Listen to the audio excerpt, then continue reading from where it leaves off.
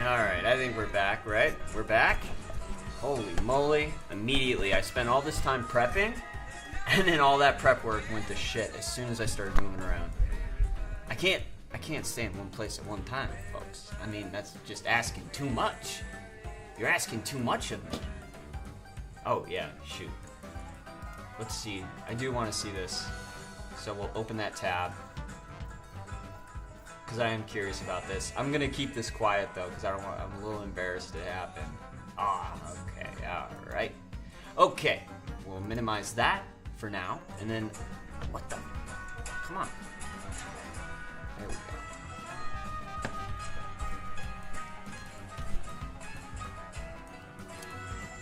What in heaven's name is happening? What the heck?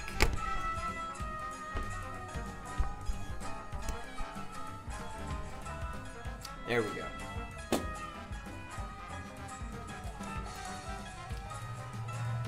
There we go. This is just how it's gonna be. I was like, come on. What do you want from me? Alright. Okay, we're super close to being done here. We're so close. I just gotta do one last thing, ladies and gentlemen. One last thing. How do I do it? I go and I talk to this guy right here. And then do this. Perfect. Transition. Boom, baby! We back at it again. We've done it. Okay, hooray. Alright, let's make sure the audio is going. Audio's going. Everything's copacetic. We're done. Ladies and gentlemen, we're ready to get this going. Yeah. Alright. Man alive. Holy smokes. So, what have we been doing? Leveling up archaeology. What do you expect I've been doing? Look at this. Look at all this archaeology we've been doing. We've been doing all the archaeology. We've been getting all the archaeologists. And we've been doing everything we're supposed to be doing. Let's go over here, contribute all. Plus, like, really good prayer XP, believe it or not, which is kind of cool, kind of sexy. Alright, we're gonna go back to excavating. Woo! What if your character dies from bad health? What if your character dies from reading stupidity? What the heck was that? I don't even know. Okay. Oh, cool. We're already where the sprite is. The sprite has moved on. We're going to move on as well. Oh. Oh, no.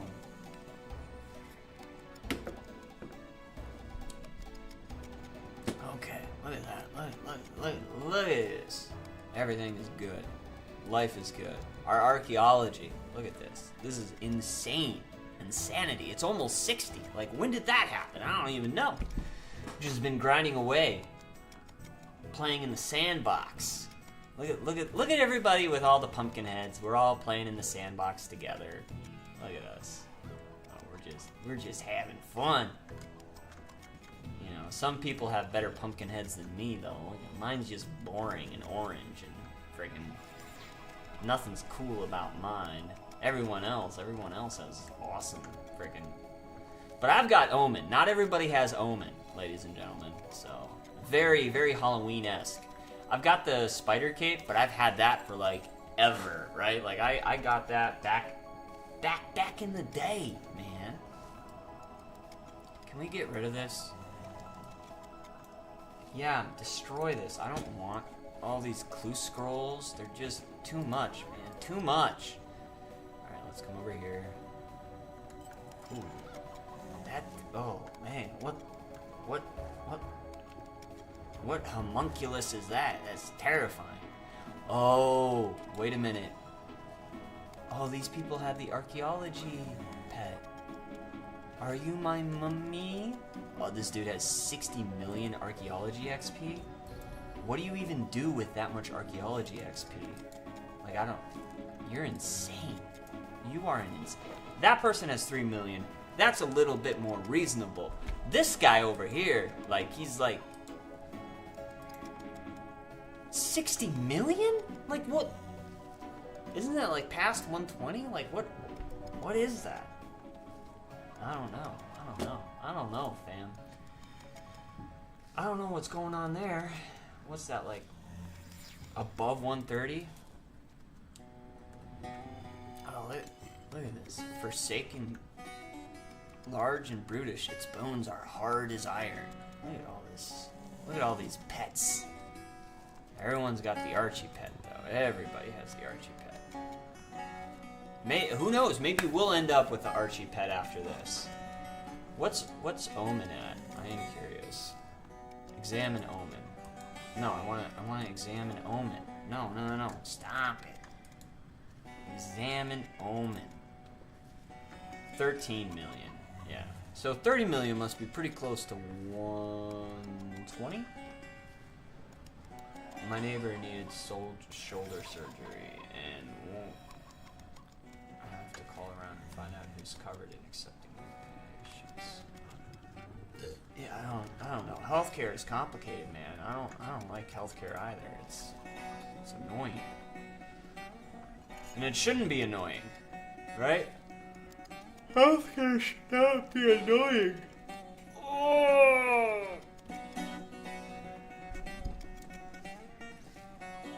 Oh, found a ruined letter. Hooray!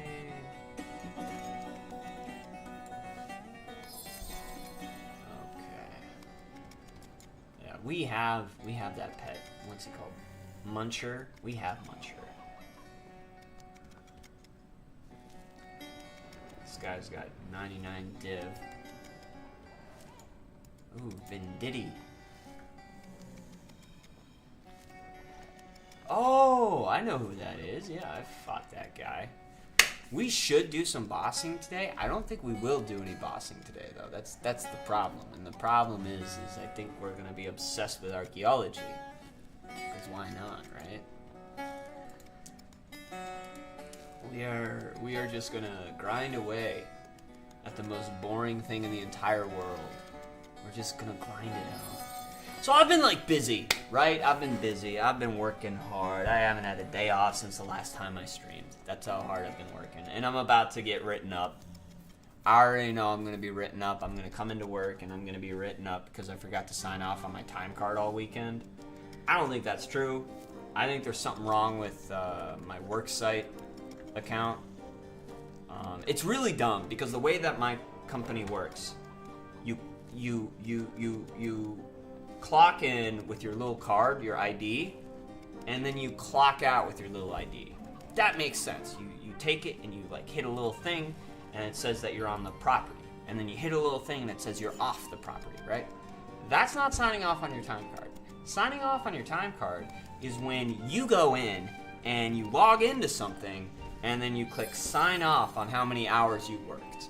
It's so stupid, right? And if you don't do it, you get in trouble, right? And my entire career, I have not had issues with this. And then all of a sudden, out of nowhere, I'm starting to have issues with it. I don't know. Maybe I forgot to log in 3 days in a row. I don't think that's true, though. I don't think that's true. Maybe it is. I don't know. It could be. It might be. Now that I think back, I might have forgotten to log in. I don't know. It's just it's irritating. I had a very rough. In 5 days I worked, and I did it to myself. So I'm not asking people to feel sorry for me because I did do it to myself. But I did in like a 5-day period. I worked like 80 hours in like a 5-day period, and then I just haven't had a day off since 2 Thursdays ago. I haven't had a day off since 2 Thursdays ago. When would that have been? That would have been a very long time ago. A very, very long time ago. I haven't had a day off since the 8th of October? Yeah. I haven't had a day off since the 8th of October. 8, 9, 10, 12, Yeah, I haven't had a day off since then. So, you know, pretty exhausting. You know, but it's like, I did it to myself. I understand. I signed up for overtime. I took the overtime. Someone had to work the overtime. By the way, someone had to do it, okay? Someone did have to do it. I decided to take it on. You know, and I don't know what it was, but yesterday I was starting to get really crabby. And the crazy thing is, yesterday wasn't a hard day for me. It was a pretty normal day. It was actually an easy day, but I was getting really crabby towards the end of it. And I was like, I needed to go home. I really just needed to go home, lie in bed, and sleep. And the frustrating part about all of this, right? My finances are a total mess. And all this work that I did, spent immediately. It's all gone. It's all gone. It all went to bills, catching up on bills, putting in savings. It's all gone. You know, do you know how frustrating it is to just work and work and work and work and work, and for it to disappear as soon as you get it? It's not a great feeling. And then I'm getting a text message from HR, and they're like, hey, if you don't sign off on your time cards, you're not going to get paid. Yeah. Yeah. Life hasn't been super great to me lately. So. But it's okay. Nobody feel bad for me. I'm about to make some vacation. I've got a 2-week period where I'm going to be off of work. I won't be able to stream because I'm not going to be home. I'm going to be out of state. I'm going to be visiting family. I'm going to be visiting my wife's family. You know, so I won't be able to stream for like a 2-week period. I will be out of commission. But it'll be a nice little break where I spend time with the family and I just forget about work. And yeah, life will be good. Life will be good. So you always got to be upbeat. You always got to be looking at life as it is. That's kind of the cool thing that religion teaches you, you know. Religion kind of teaches you to take things as they are, right? You know, the things that are happening to you aren't bad. They just are what they are. And I know that can be very confusing. But if you really spend some time to sit and ponder what that means, it makes a little bit more sense, right? Things are the way that they are. What does that mean? What is that? It's if it affects you to look at things as bad and good that are happening to you, maybe you shouldn't be looking at things as bad and good. Maybe you should just be looking at them as they are the way they are, right? And I think what happens is comparison is the thief of joy, right? When you start to compare your life to other people and you're like, all these bad things are happening to me, and it's just me they're happening to, they're not happening to other people, it makes you feel like shit, right? But if the things that were happening to you were happening to everybody else, you would just be like, oh, this is normal, right? So I think what brings on the sorrow, unless you have like a mental disorder or an emotional imbalance, what brings on the sorrow is you start to perceive the things that are happening to you as not being the normal life experience, right? If everyone had to work every day and didn't have any money, you wouldn't be sorrowful. You would just be like, this is the way that it is, right? You know? And so I think to change your perspective and to like really approach things from a way that makes life a little bit easier to handle, you have to say this kind of mantra: it is the way that it is, and I just need to keep pushing through it, you know, and don't let my emotions catch up to me, you know. Don't make any outbursts that you'll regret. I've done that a few times, and I wish I could take it back. I was getting ready to clock out, and they needed something, and I made this outburst where it's like, I'm not doing that. And then I realized as soon as I said that, I was like, oh shit, I shouldn't have said that. As soon as I said it. And then I was like, ask him where he needs it, and I'll bring it to him right now. I shouldn't have said that. I really shouldn't have. And I'm sure everybody was kind of taken aback by me saying it. They're like, whoa, that's really out of character for you. And it was out of character. It's because I let the mask slip a little bit. Obviously, I don't want to work. Nobody wants to work. And then when I was told to do this little tiny extra thing, there was other reasons why I was frustrated. I was told to grab something, and I wasn't told where to bring it. So that was really frustrating. So I just brought it with me to another location that I had to go anyway. And then they were like, oh, well, we need it here. And then it just like the frustration just like built and it exploded, and my mask slipped a little bit. I didn't mean for it to slip. It kind of caught me off guard. I was like, whoa, whoops. I didn't mean to say that. Shouldn't have said that. But I will use the excuse that I just needed to go home, and I was getting crabby and grouchy. So. Luckily, I don't have those outbursts often, and so I think in the moment everyone was like, whoa, that was out of character for you. But I don't think anybody will be thinking about it when I get back to work, which is tomorrow night. So I have a union meeting later today. That's going to be interesting. I'm going to get some clarifications on some questions that I've had.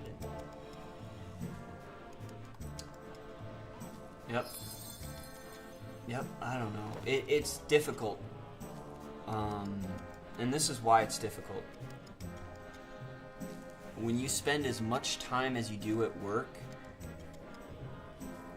you're running a constant marathon. So when I was a kid, there was always this kind of phrase, the reason you treat your friends better than your family is because with your friends you're on a sprint, and then with your family you're doing a marathon. So your friends will always get the best side of you because you're just hanging out with them for a little bit. You guys are sprinting together.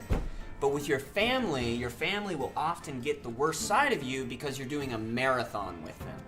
And it's kind of this idea where it's like an acknowledgement that occasionally bad things will happen because you guys are running a marathon together. You guys are spending all of your time together, which means that you get the good and the bad. Well, when you work as much as I work, the people at work, I'm no longer sprinting with them. I'm running a marathon with those people. It's not good. So, maintaining that mask of being positive and a joy to be around and not being grouchy or letting people see your bad side, maintaining that can be very, very difficult. Some people are good at it, and some people find outlets, right? Like I have a coworker, their outlet is they're just crabby all the time. That's their outlet, you know? And they do it in an entertaining way where it doesn't become insufferable, right? And as long as you're aware of the joke that's being played, good, right? And so you're able to they're able to have an outlet, and then you're able to enjoy being around them more. I don't really have that outlet where I can let the mask slip a little bit. And so once I get to a certain point, that mask comes off just for a little bit. And it's like, oh shit, I gotta put this back on. I'm not the positive ray of sunshine that I claim to be all the time.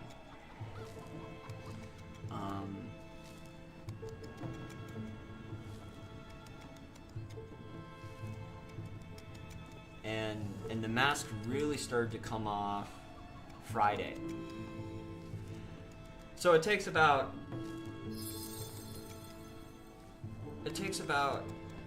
what's that, 2 weeks doing 12-hour, 16-hour shifts before finally my mask comes off. And it starts off like, instead of Gabe being the fun, dumb idiot we all know and love, he becomes very introspective and thoughtful and sorrowful. And then the next day he becomes crabby and grouchy for no fucking reason. So I think I like to analyze this stuff all the time.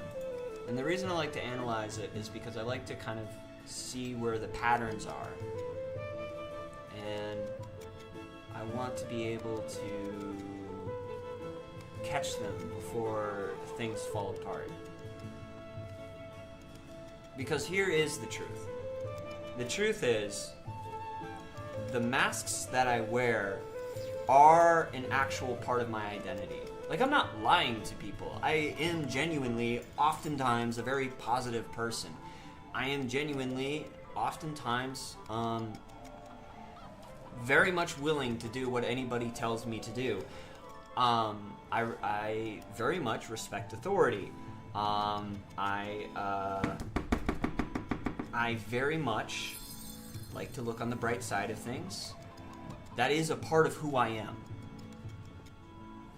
The part that might be a lie is that's not the only part of who I am. Right? It is a part of me that I choose to accentuate when I'm at work. And the reason I choose to accentuate it when I'm at work is because I have to be there.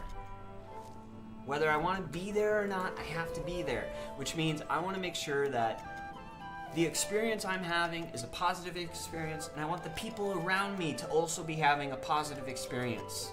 Right? So that's the part of me I choose to accentuate. But the longer I work, the harder it becomes to accentuate those problems. Accentuate that mask. The harder it is for me to, after day 13, it really becomes very difficult to accentuate that part of me, you know? And then also, I'm around people who do have an effect on me. And when I'm around too much negative people, yeah, I start to become negative as well over time.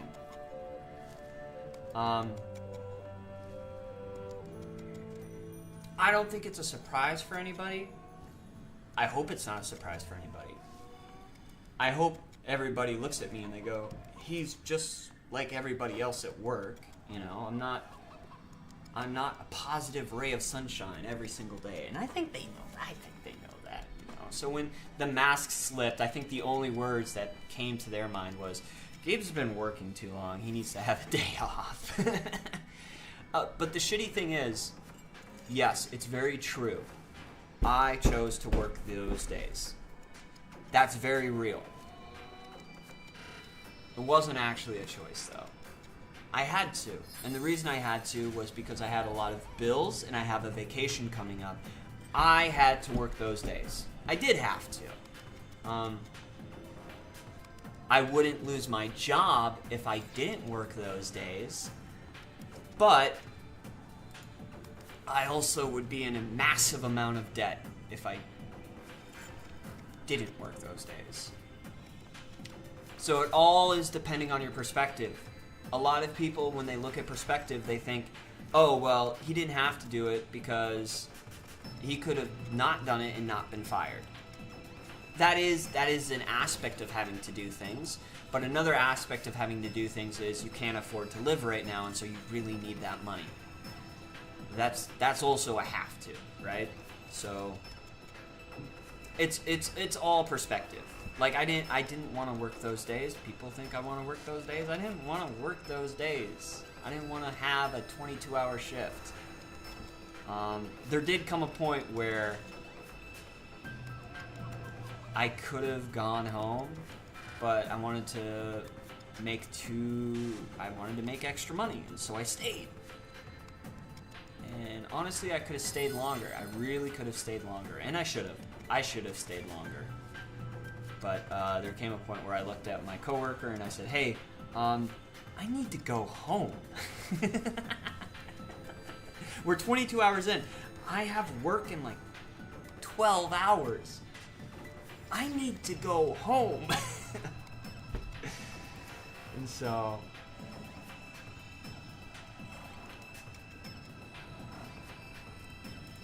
I don't know.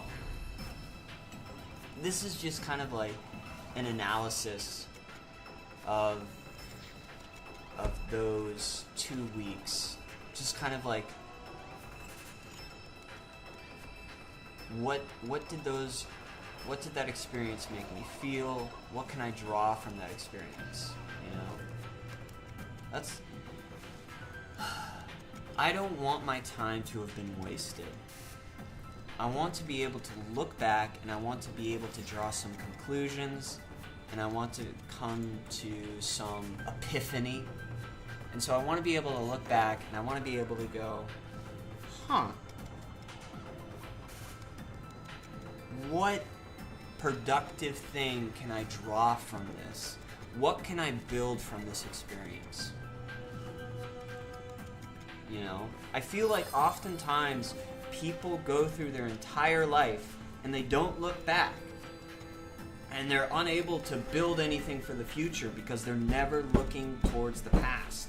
If you want to understand the future, my friend, you must look at the past. So, yeah, here's the thing that my deepest fear.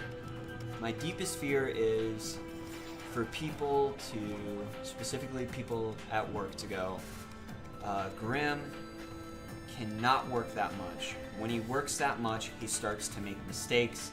We can't let him work those shifts. The reason I don't want them to have that thought is because sometimes I'm going to have to work like that, because that's just how life is. And so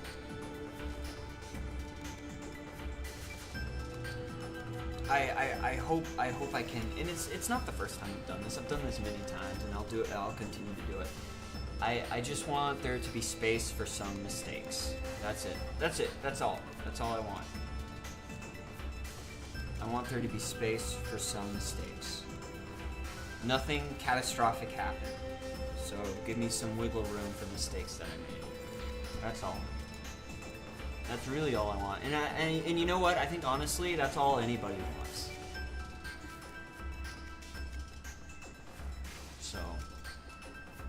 And you know what's funny? I didn't even have the worst set of 2 weeks. I really didn't. There are people in my department who had some really shitty, who had a really set of shitty 2 weeks. So it's not like I'm specifically unique in my experience. So.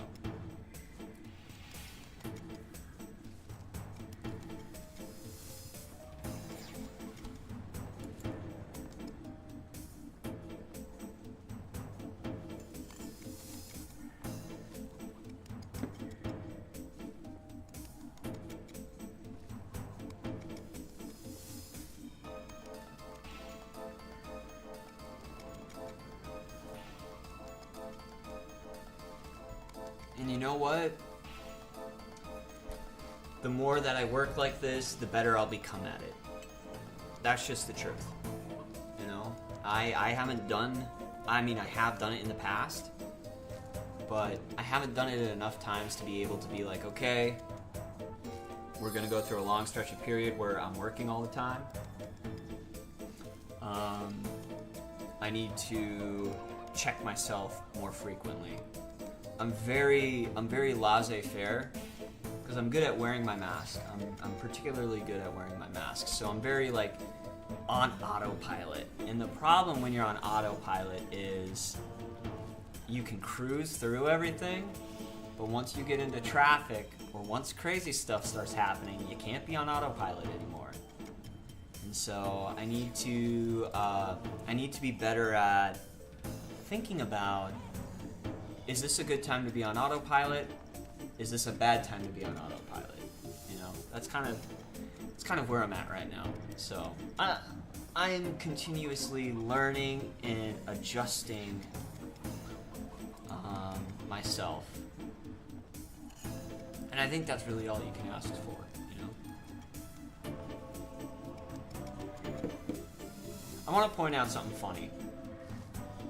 The longer that this event has gone on, the more I start to see little Archie pets.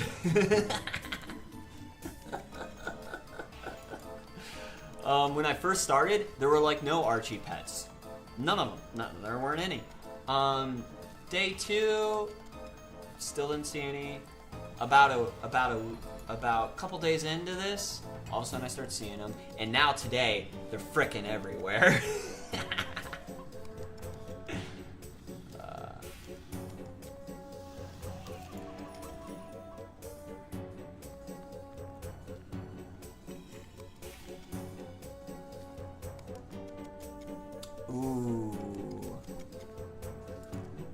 Ooh, I had an idea. So we're having fun with archaeology, and archaeology truly is the thing that we should be leveling up. But I don't want the Archie pet. I mean, he's cool. But I really don't want the Archie pet. I want the summoning pet.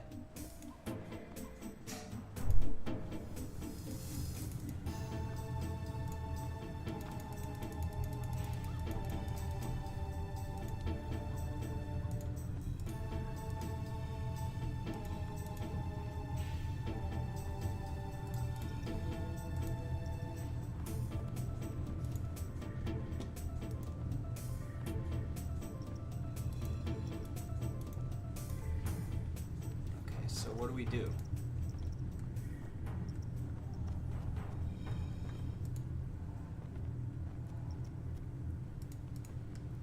Okay.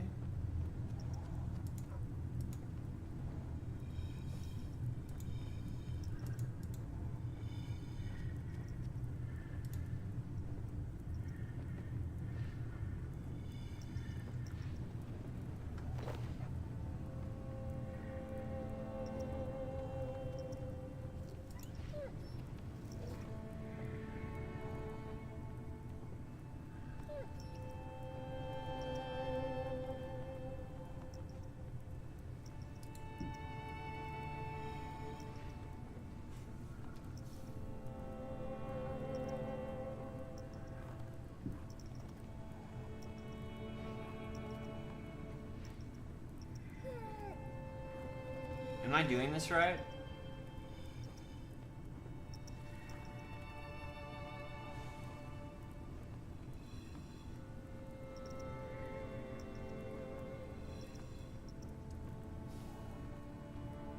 Yeah, I'm doing this right.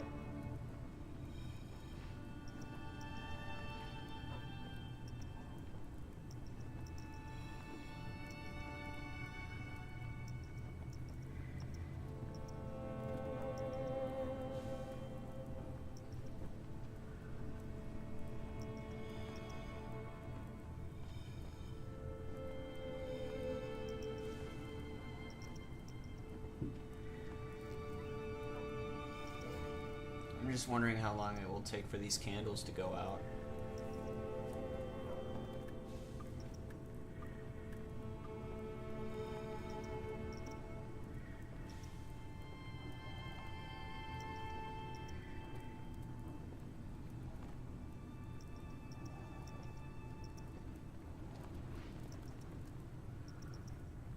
That's a good question. We should look that up. So I'm wondering if skilling pets, if you can get skilling pets from participating in the Halloween event.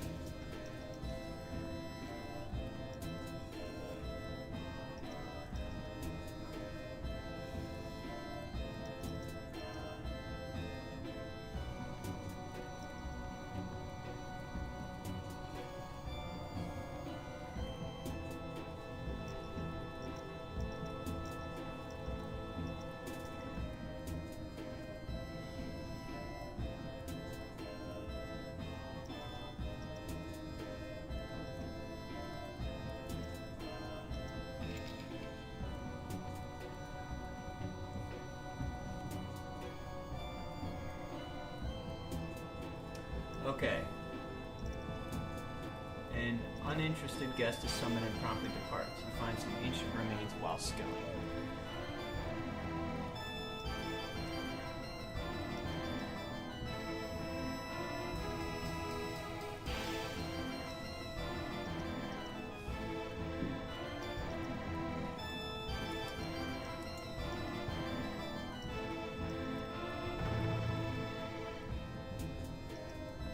And do I literally just sit there?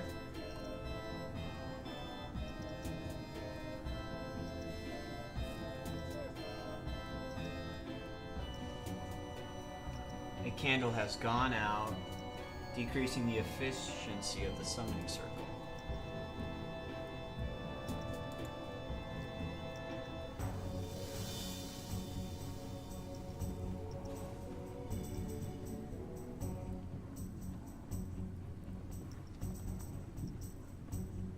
Okay. So it does look like you can get skilling pets.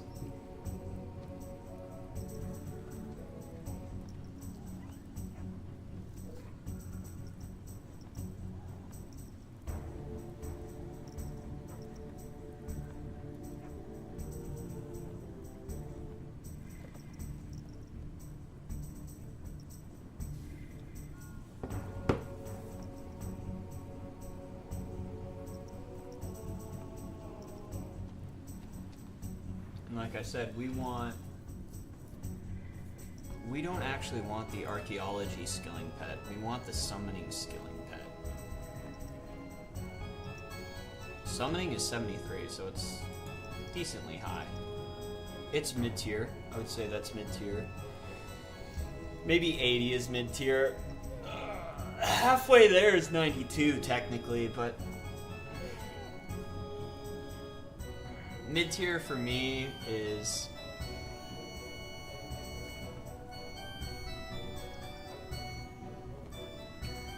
mid-tier is very much you can do a decent amount with that level, right? So you can do a decent amount of quests, you can do a decent amount with that skill. That's kind of mid-tier for me, and I would say mid-tier kind of starts at 70 to 80 is mid-tier, and then 90 is high tier.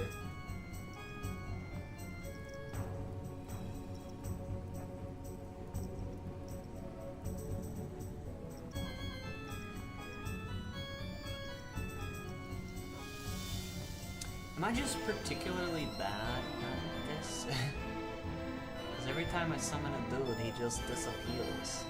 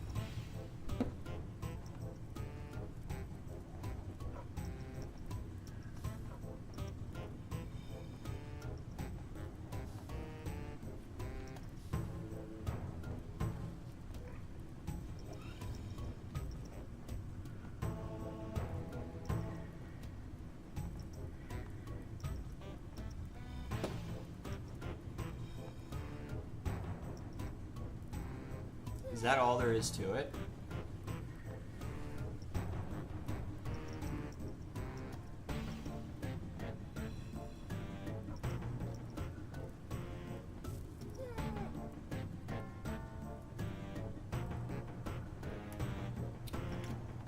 Something that I wish that I took precedent over everything around me. So if anything's in my square, I want a mob to take precedent, and if it's not a mob, I want to take precedent, you know? Because I'd like to look at my character while I'm doing this. I don't think that's a lot to ask for.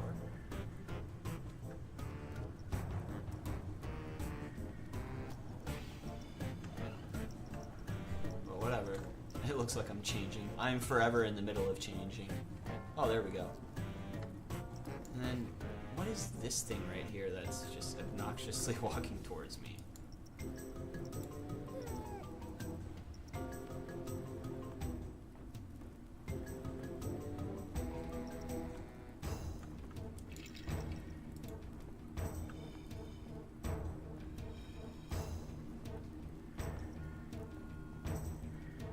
Let's talk to Sneezy real quick. Maybe we're doing this wrong.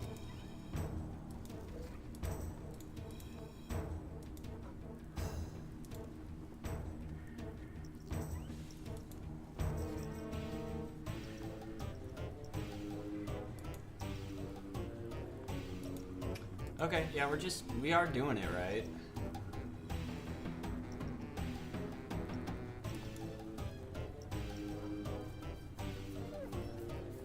Luckily, the Halloween event goes on till November 10th, so I should be able to get everything I'm looking to get. Let's see. What's nice about this summoning right here is it doesn't cost anything, right? So summoning might be a better use of your time.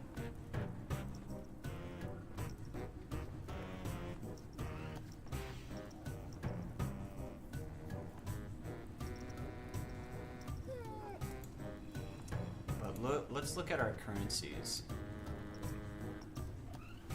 Okay, last wills we've got 2,000, which is decent. And we got 18,000 spooky tokens, which is also pretty decent.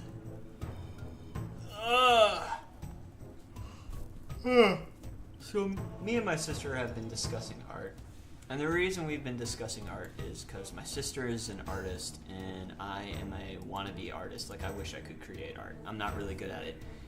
But she actually is really good at it to the point where she makes money doing it. And so we've been discussing the creative process, and we've also been discussing the different archetypes that you get to experience or meet when you're an artist, right?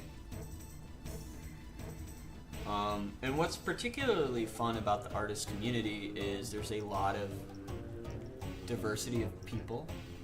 And recently we've been discussing about kind of like the parasitic nature of art. Where art is very, it's very parasitic in nature.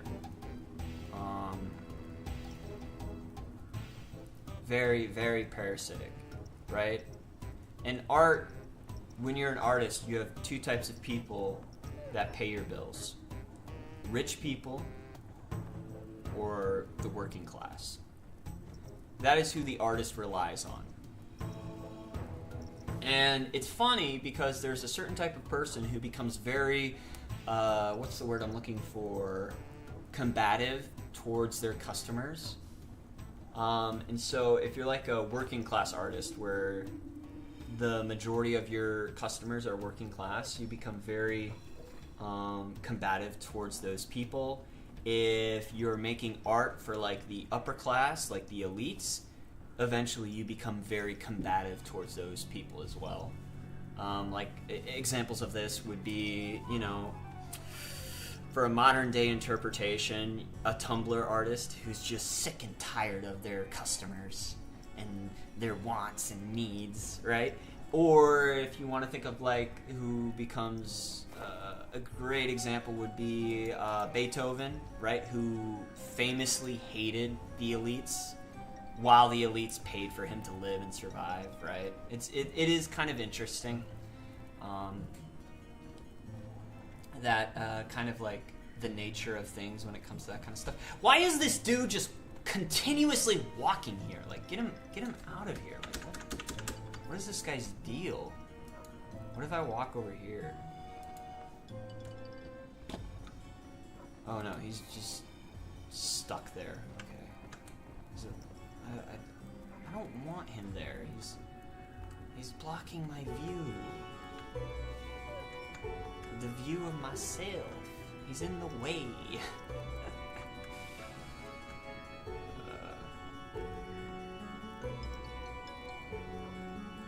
I suppose I could go to a less populated world, but that wouldn't be as fun.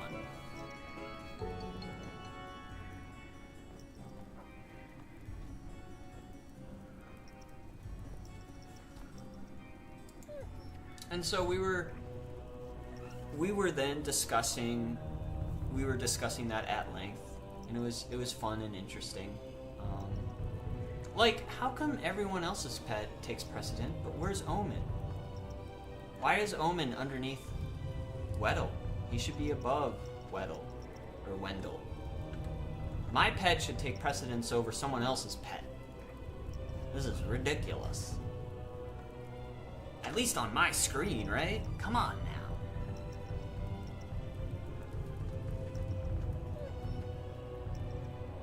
So, you know, it's definitely something that we've spent some time discussing, and we've been having a lot of fun with it. She's had some very interesting perspectives, and she was able to more succinctly say what's kind of been on my mind for quite a while now, which I appreciated immensely. My sister, she's crazy smart. So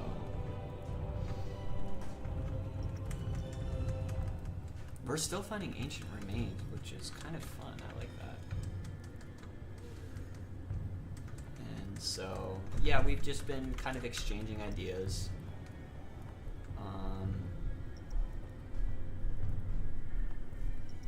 I wanted to talk to her, but I was unable to. Hold on, let me mute everything. Which audio do I need to mute?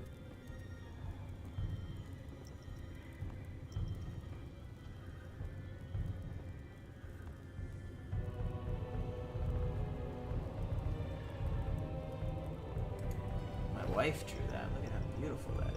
It's for a friend, right? Yeah, that's the pony that's passing away. Someone's pony is passing away, and so my wife made them kind of like a what would you describe this as? A memorial piece. Like a memorial piece. Very beautiful. I love the details on the horse's head. I don't think people can see that very well, but you have some really good details there. It really makes it more 3D, more dynamic. I love the nose. Don't roll your eyes, I really do. I think it's nice.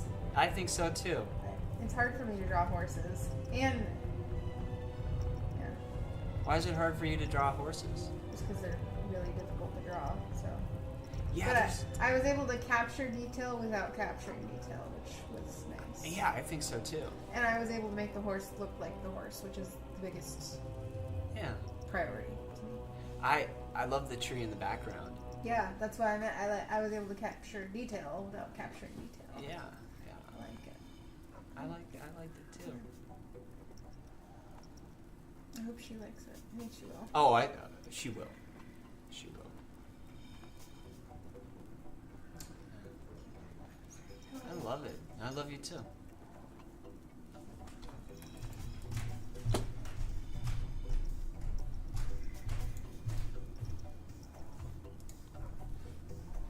And then that immediately got us into talking about something that's very interesting, where we decided, I decided to kind of take it in the direction of, I think that we have created this very rigid definition of what art is, and I blame the postmodernists. I blame them for everything. You know, everyone, like, you know how some people blame the patriarchy for everything? I blame postmodernism for everything, right? And I think that postmodernists came around and what they wanted to do was they wanted to make art more open, and they wanted to tear down the hierarchies, and they wanted to make it less definable, but in doing so they gave it a very rigid definition, right? And I think they like came up with all these pseudo intellectual definitions for what art is. But I think if you really want to describe art in its purest form, art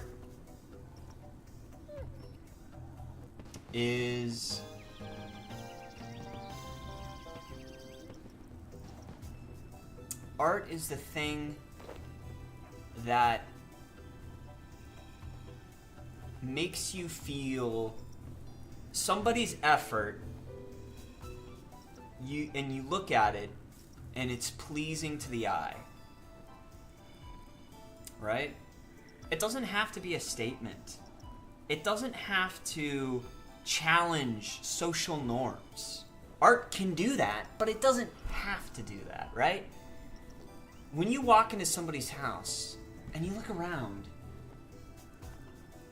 and you go, this pleases me, that's someone who knows how to set up a house. They, whether they're like practiced in the art of feng shui or whatever, you're there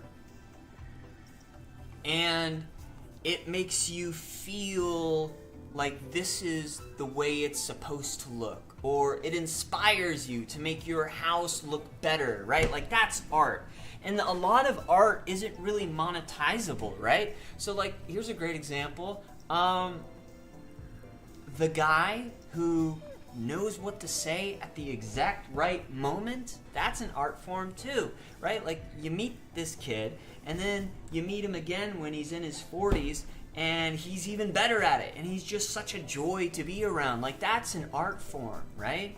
And yeah, you can kind of monetize that by getting into sales, or maybe getting into the service industry, right? But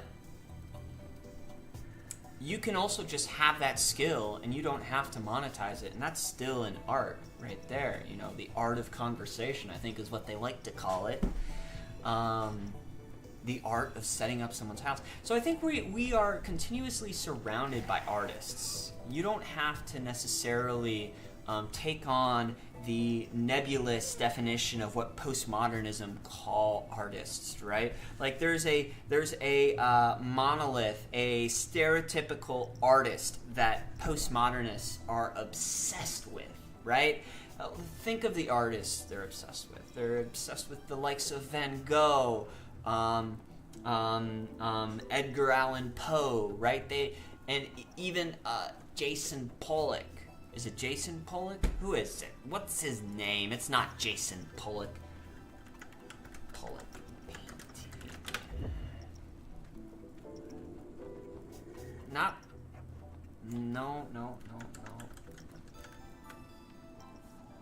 Jackson Pollock, right? Like, here's another example of the pained artist, right? Like, here's a perfect example of the artist of pain and suffering. Like, he was an alcoholic, and he died very young, right? Like, he died at 44. I imagine he probably died from alcoholism. Let's look him up.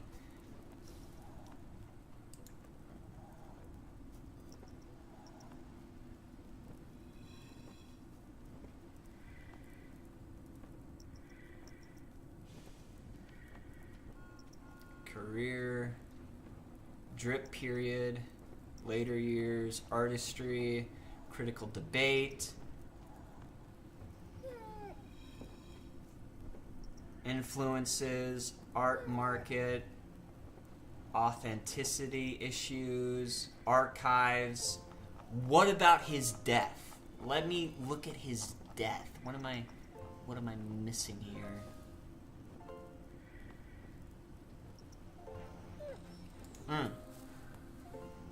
Later years and death. His alcoholism and infidelity involving another artist. Ruth. On August 11, 1956, at 10:50 p.m., Pollock died in a single car crash. Oh, while driving under the influence of alcohol. I knew it was some form I knew drugs were involved. I knew it. Okay. Who's Ruth? Ruth Klingman. She's an abstract artist. Okay, I've never heard of this person. I want to see what their art looks like.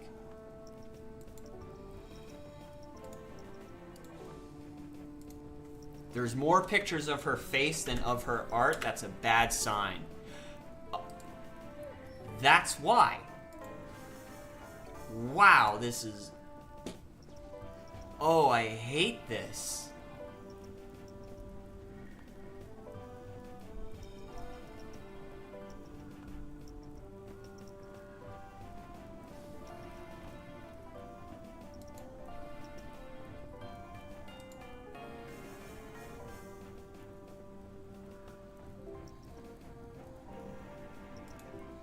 Oh, I hate this. I hate this so much. No wonder nobody knows who she is.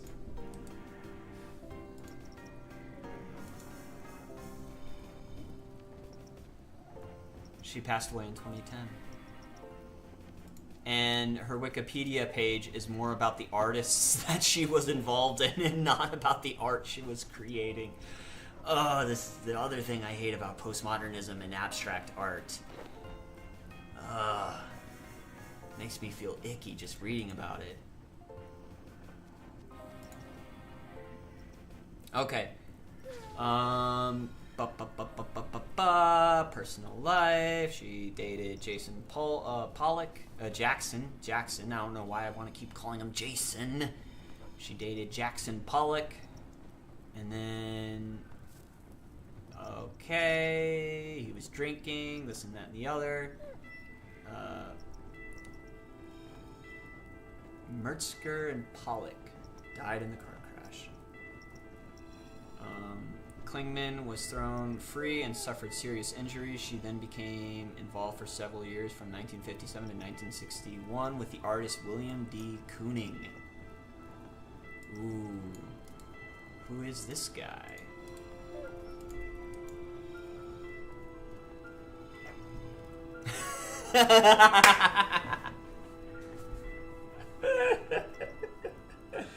When I look up William D. Kooning, guess what?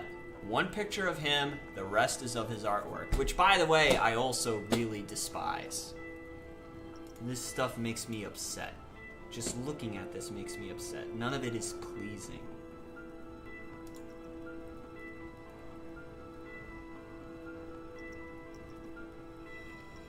Oh, I like this.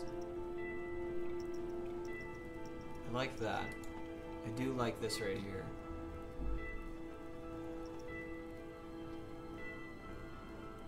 The Endless Painting, I think it's called. So I do... Okay, these... there's a couple of these that I enjoy. But the vast majority of this I really despise. I really, really dislike. Yeah. I hate abstract art. No, I don't hate abstract art. A lot of the abstract art is garbage. A lot of it is garbage. Frickin' postmodernism just sticks its hand into everything and ruins it.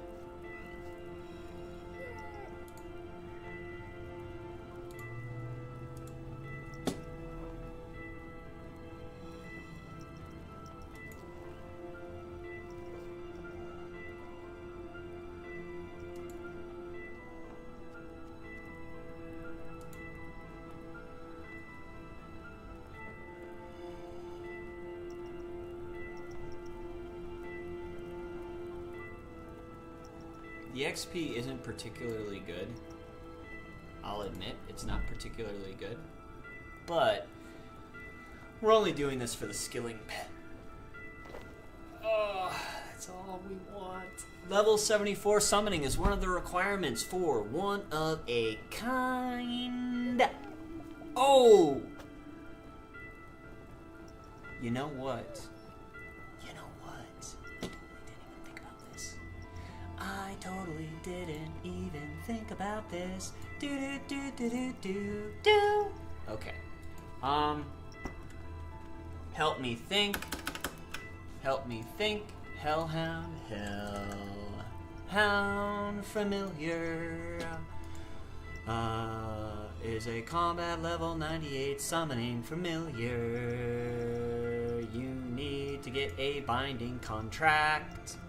A binding contract is used. It's an ancient summoning. Ancient summoning is expansion to the summoning skill. You need to be level 68.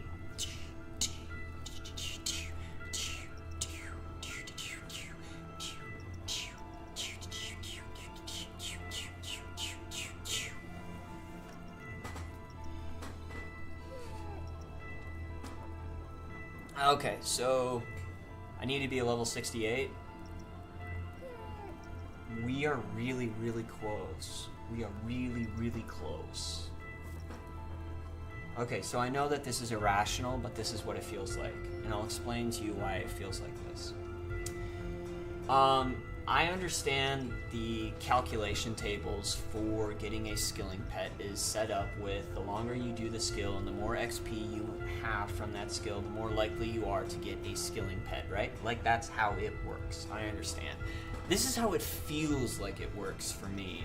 The more time I invest into the game, eventually, randomly, I will just randomly get a skilling pet. Just randomly, right? And the reason I started to feel like this is I got my first skilling pet, which was the smithing pet, right? And then the next skilling pet that I got was Jemmy. But before I got Jemmy, I got to 99 Herblore. No skilling pet whatsoever, right? No skilling pet. And then all of a sudden I decided just to do just a teeny bit of crafting. Just a teeny bit of crafting. Bam! Got the skilling pet, like, instantly. Okay? But at the time, I believe my crafting was 80. Okay, so yeah, it makes sense that eventually, yeah, you were more likely to get it. It is weird you didn't get it getting to 99 Herblore. Oh, here's the other thing I forgot to mention. Got to 99 Divination, too. And then was like, okay, I guess I'm gonna go do some fishing. I got 99 Divination. Gonna do some fishing. Less than 10 minutes fishing. All of a sudden, got the divination pet. Didn't get, sorry, not the divination pet. Got the skilling pet for fishing. Didn't get the divination skilling pet. Look at that, 99, still no divination skilling pet. Right. Look at my fishing, though. 67. That's weird. Just a little bit of time invested in the skilling pet, then all of a sudden, out of nowhere, like magic, got the fish.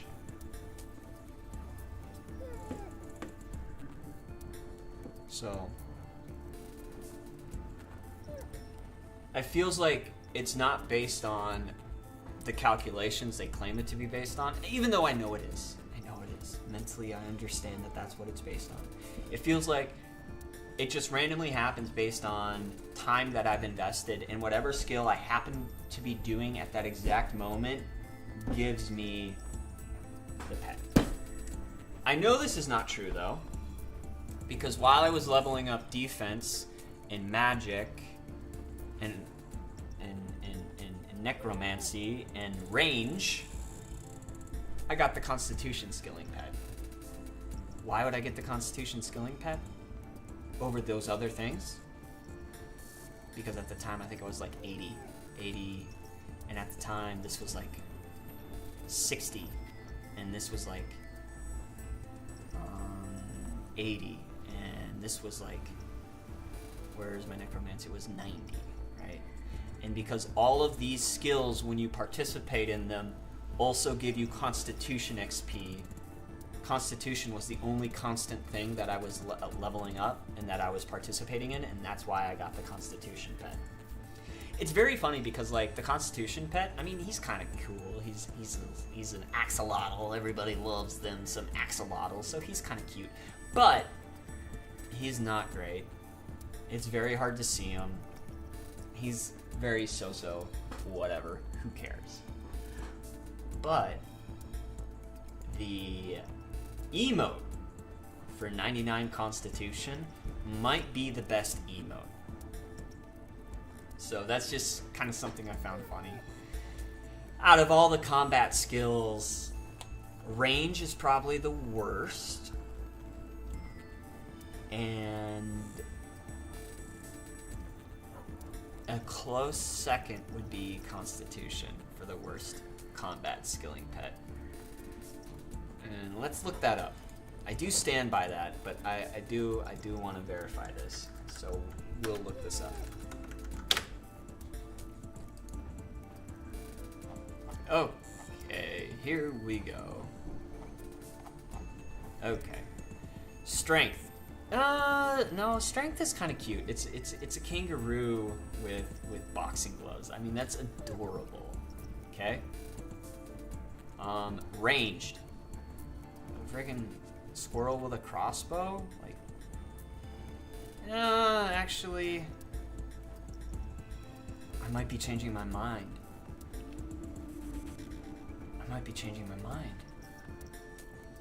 I think a squirrel with a crossbow actually isn't that bad.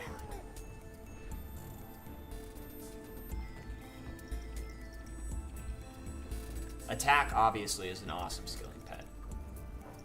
Attack is awesome. I think Constitution might literally be the worst skilling pet for combat skilling. Omen is top tier. Okay, so if I were to rate them, Necromancy has the best combat skilling pet. Attack, second place. Defense might have the worst. Okay, defense might have the worst.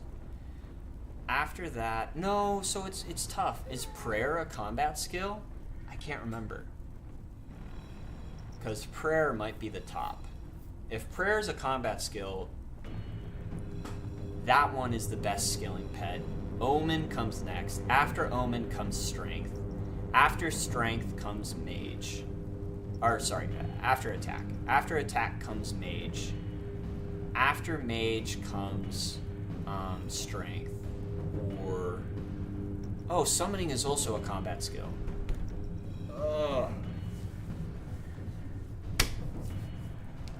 Okay, so first place is Prayer, second place is Summoning, third place is Necromancy, fourth place is Attack, fifth place is probably Range, sixth place is Strength, seventh place is Constitution, and eighth place is Defense.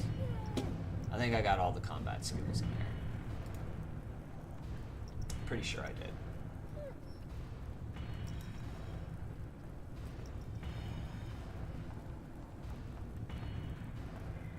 Okay, now let's look up combat skills RS3. What are the combat skills? Combat classes. No, I don't want classes. Yep, prayer is combat. Okay, so here we go. Attack, magic, range, necromancy, defense, constitution, prayer, summoning. Yep. Okay. Here we go. Oh, these skills are used by combat classes, but do they level up your combat level?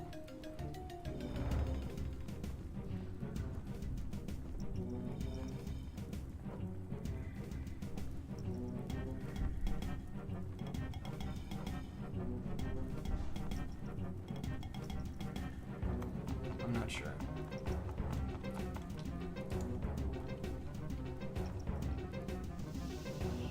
These are the great questions that will not be answered today.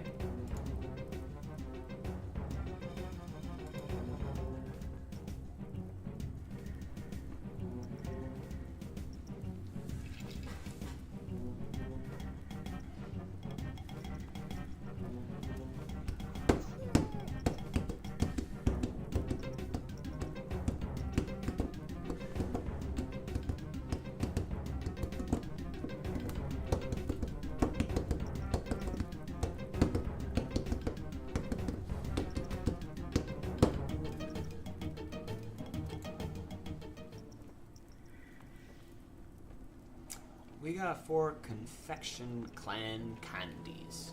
Very cool.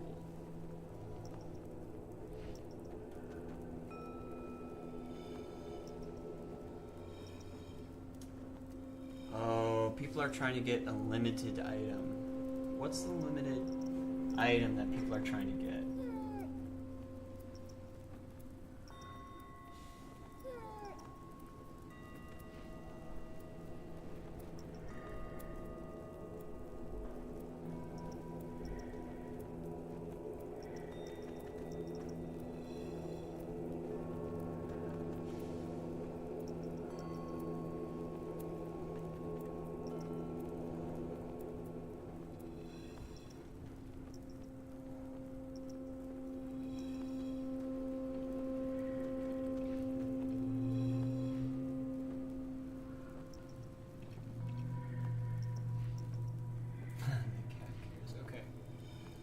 What's this item that everybody is talking about?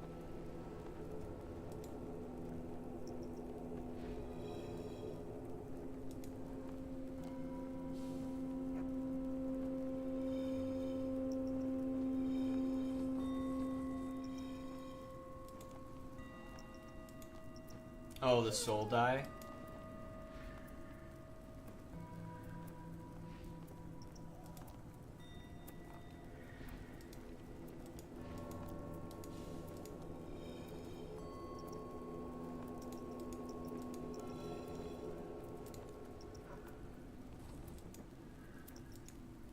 So it's got to be soul die is what they're looking for. But there's other ways to get the soul die than just using keys.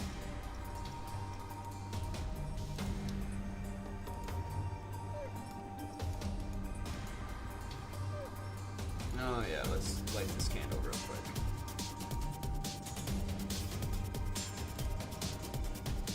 Should we hop worlds? It's not like other people actually affect how effective our summoning circle is, so let's hop worlds.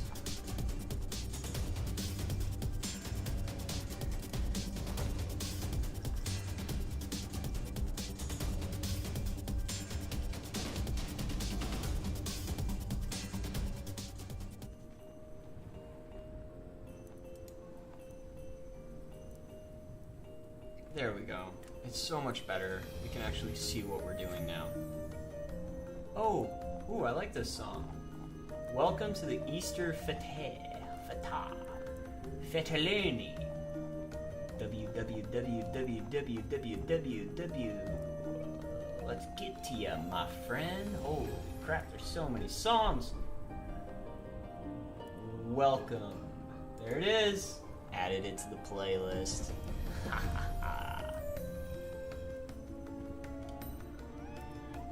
So this is my character. He's, as you can tell, he is holding on to his little package right there. He's just so happy to have that package. He doesn't want nothing to do and nothing else. He just wants his little package. Okay, so does it matter when we go and throw our last wills in? Because, you know, when you get bored, it's fun to just like open up some random gifts. I think we should be doing that pretty soon here, just for the hell of it. I have yet to get anything fantastic. I don't know if I'm even gonna sell anything, to be honest. I really don't know.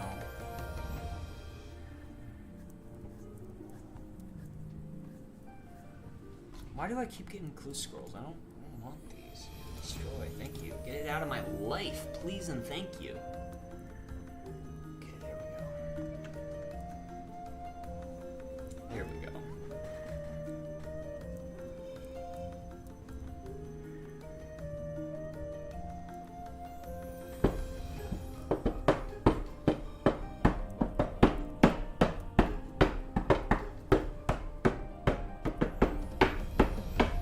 I would like to get my summoning to level 80, which isn't out of the question by the time the Halloween event's over. And hopefully, maybe I'll get it. Maybe I'll get it. Who knows? So. And I wonder if you can get the prayer skilling pet too. I do wonder that. Oh, is he running in slow motion? Is that his emote? That's cute, I guess.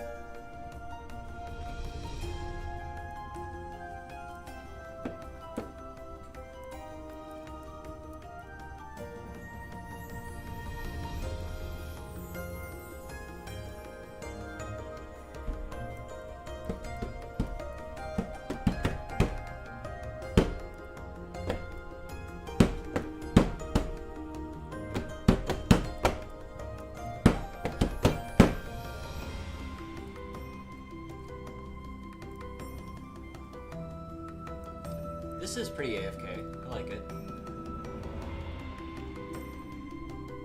Rubber Ducky, where did you go? It's actually way more AFK than the archaeology event.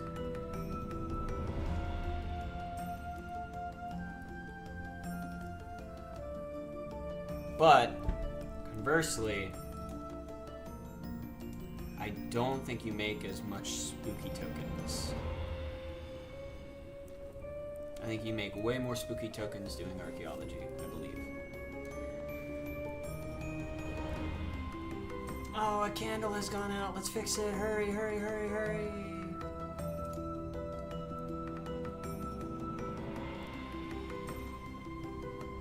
Omen, you're in the way.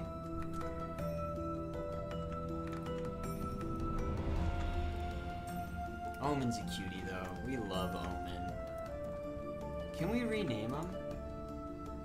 I think we can. Who's a good Omen? Aww. He's a good Omen. Yes, he is. I like him. I think he's a cutie. I think he's my favorite skilling pet that I have, actually. Bubbles might be second, and third place might be Morty. I don't have many skilling pets, to be honest. Let's go and look.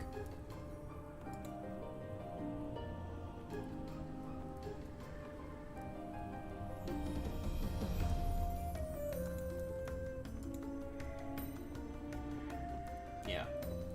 So, Omen's first place, Bubbles is second place, Morty is third place, Gemini is fourth place, and in last place, Mr. Smith. I can rename him, can I? You cannot rename this pet. Well, what pets can I rename? Oh, I can rename this guy. Oh, interesting. Should we rename him?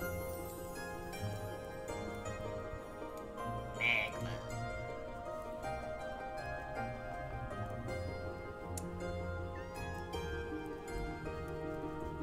Timmy, Kibbles, Peggy, Sawbones.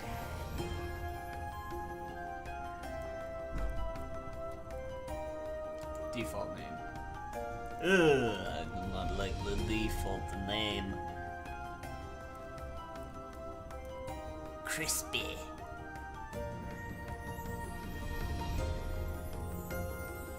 Bernard Brimstone. Fluffy. Dusty. Shatter. Forge. Silverlight. Pandora. Casey. Cyclops. Speedy. Whitebeard. Wooby. I think we're gonna call him Wooby. Wooby. There we go. His name is now Wooby. And then we can rename Zen to Schnookums. And then Foo. Oh, we can't rename Foo? What the hell?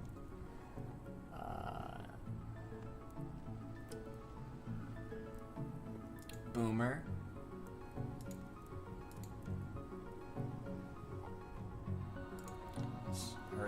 fix that. How do we gotta get out of here? No, I said light the candle, you dork.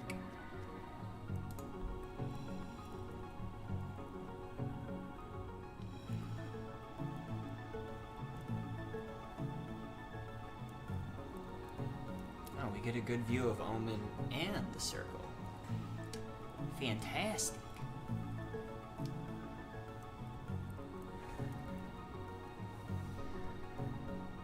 I have a union meeting soon. I better.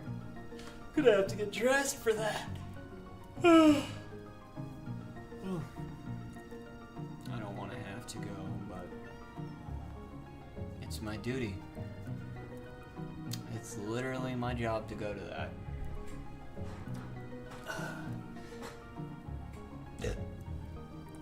They're only like an hour, so it's not even that bad. An hour, maybe 2. I just don't like the idea that I have something to do, you know? That's actually all it is I'm like in the back of my head, I'm like, oh, I have something I have to do. And then I'll probably go to the store and I'll pick up the ingredients that I need to make cowboy candy. So.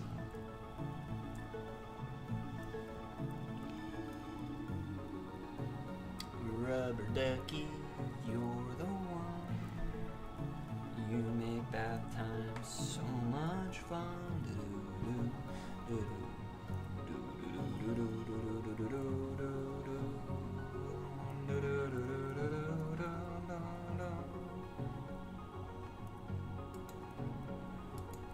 Why are these ones not lit, but those ones are lit? These candles are not lit.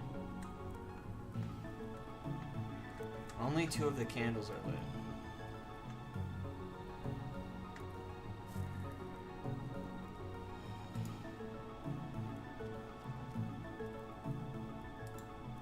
Now, though, that candle isn't lit.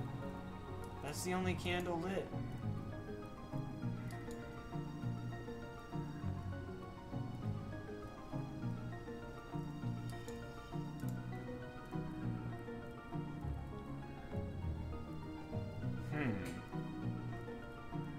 What am I not understanding?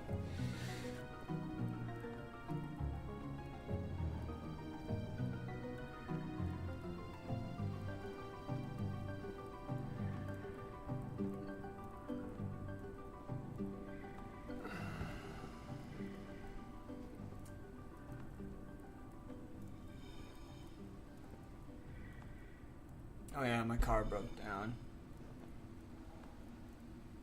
This is the saddest thing to ever happen to anybody ever.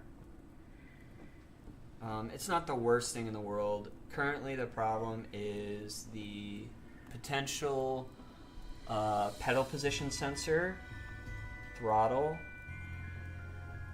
or voltage correlation. Switch D.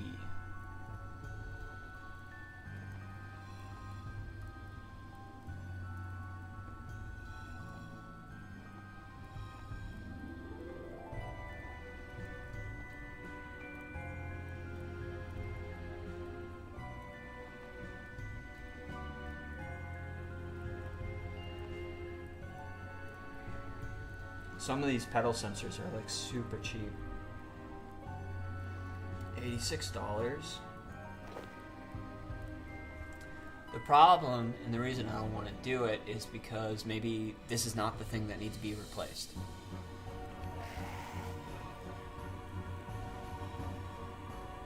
And if I take it into a shop, they can take a look at stuff and they can go, actually, this is what needs to be replaced.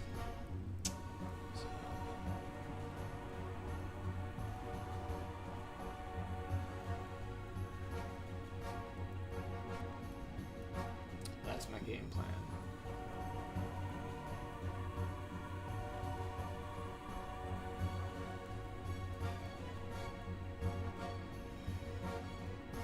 But I'm not going to make any adjustments until I get back from vacation.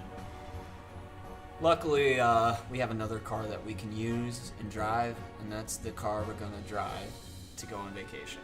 and this car is gonna sit in the garage, and we're gonna hold off on getting anything done to it until we get back.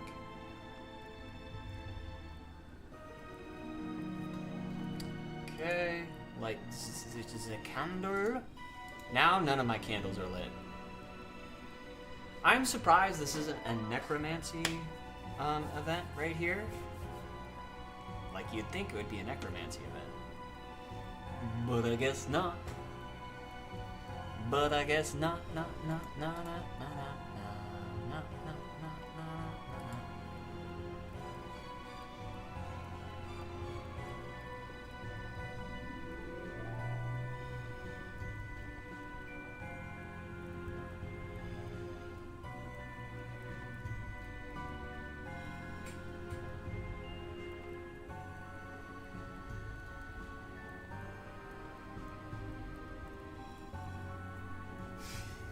This is so stupid. This game is so stupid.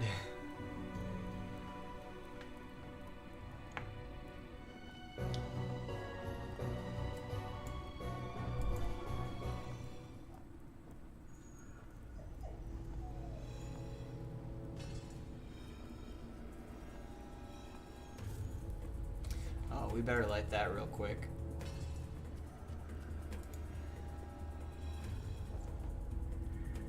There were some other things I wanted to talk about, but I can't quite remember what they were.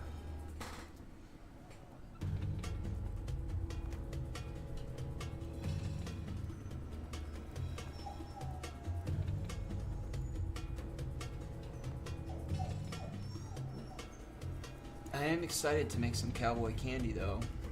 Oh yeah, the weather has just been awful lately. It's just been so bad.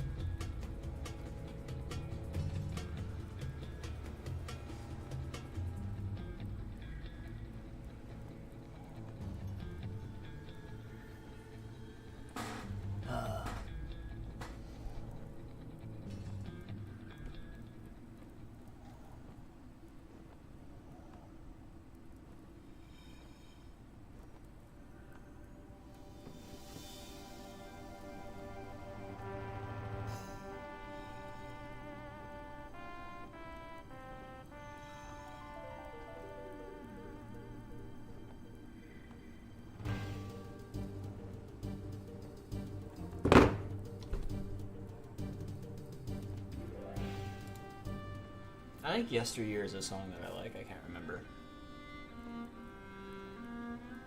Yep. Wrath and Ruin.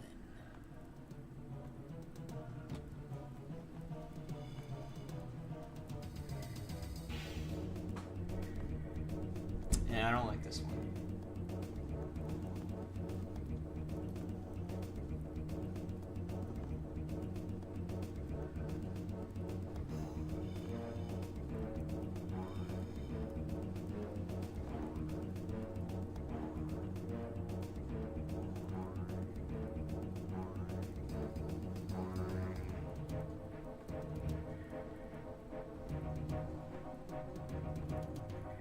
We've been playing RuneScape for about an hour and a half.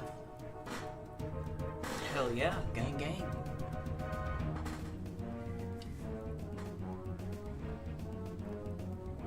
Oh, one of our candles is no longer lit. Light the candle, go back to the summoning pit.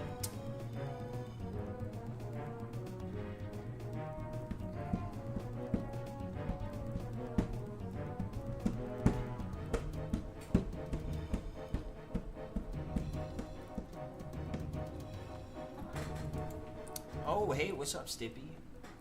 How we doing?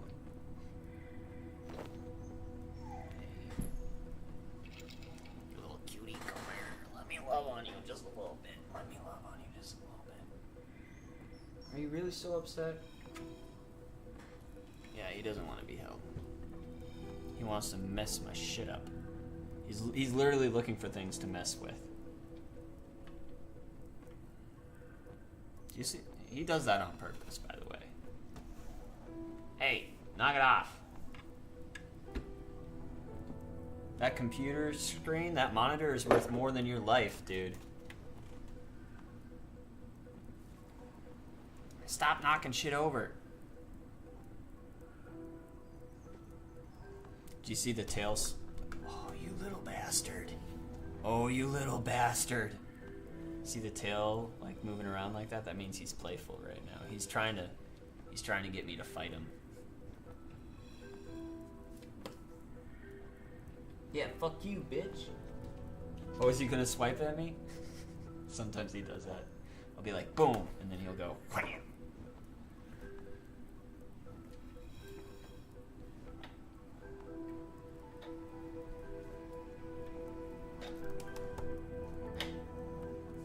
Yeah, what do you think of that?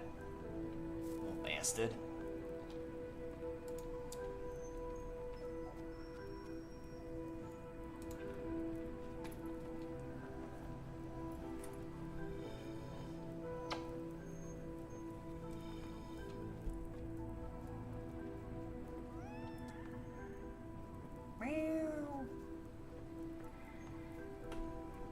Stop chewing on things, you dork.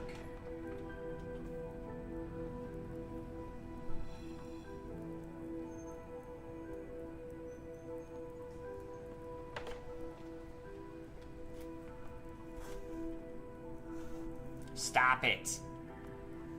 Don't swipe me with your tail. Get the little big stop. Hey. Hey, stop. Stop. He keeps hitting me with his tail. Stop. No, bro. You can't do that. What's that? What's that?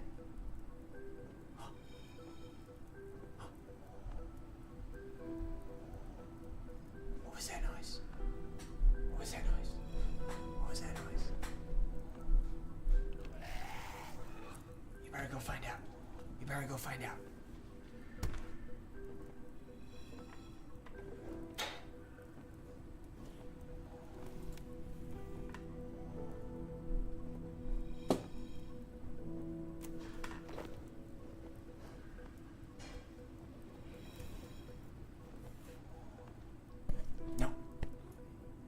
You don't scratch at that stuff.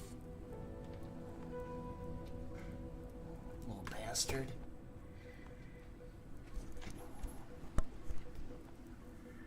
Little bastard, get out of here.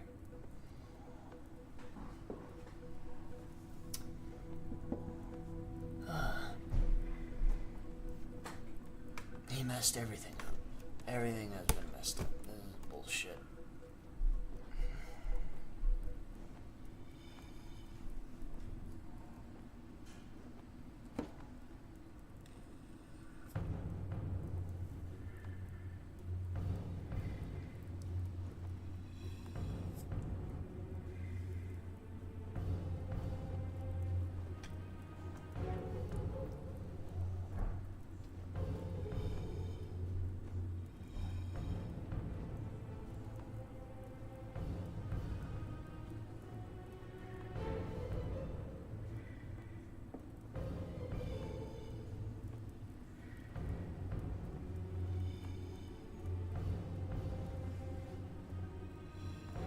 Once we get 3,000 last wills, I think we're gonna go and uh-oh. Yes, the moment I've been waiting for. Hey, what's up, dude? Oh, how pleasant.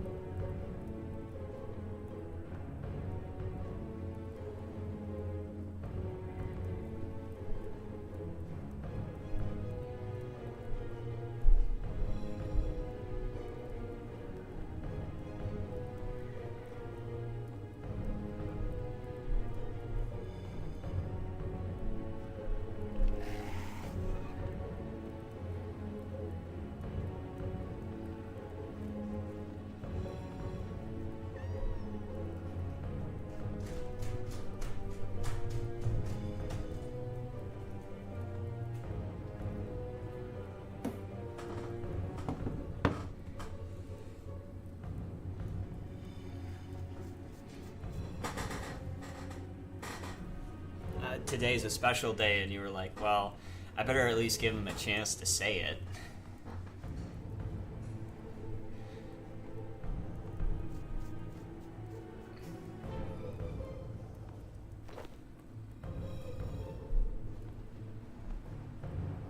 Yeah, of course.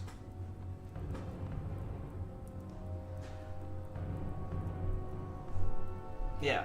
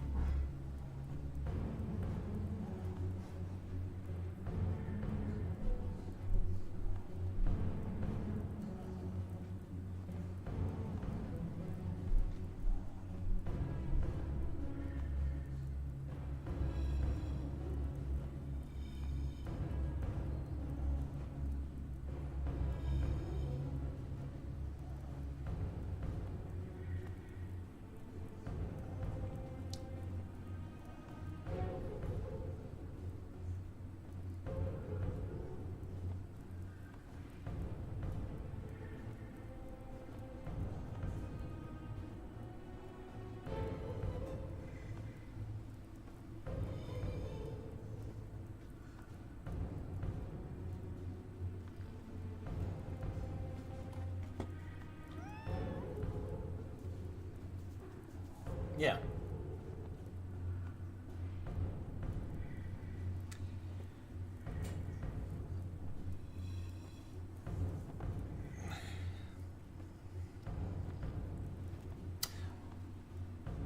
So there was a Rick and Morty episode, and they were making fun of it, but it was actually really true. Enjoying something takes work.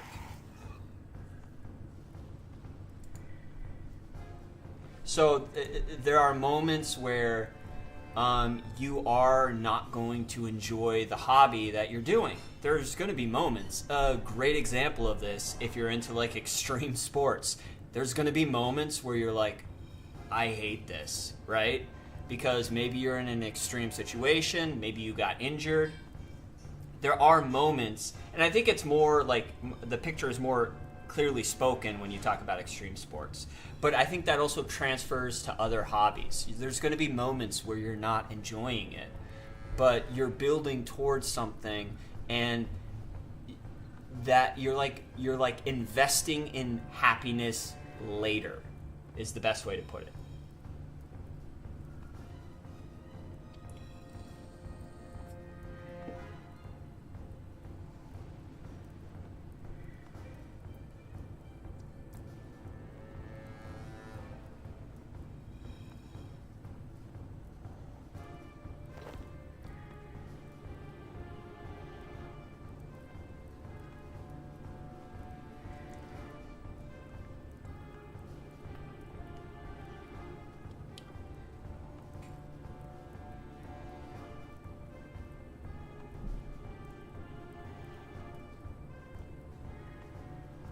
Yeah.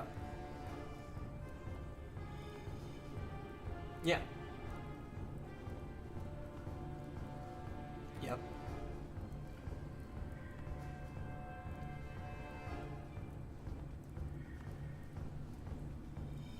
Mm-hmm.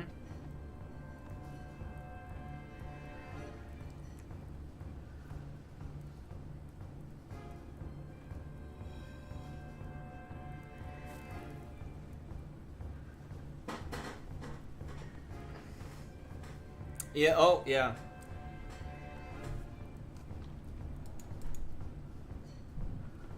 And I think there's also like a confusion of different things. Like, just because you're participating in an art doesn't mean you're participating in a skill. And what I mean by that is, like, ask yourself what you're getting out of this hobby. Are you getting out of this hobby like a zen, a moment of emptiness and a moment of pure bliss? Then yeah, I could imagine someone just drawing just to draw every now and again because that's their way to calm down. And maybe you're not perfecting a skill. It's just your way of decompressing. That's different.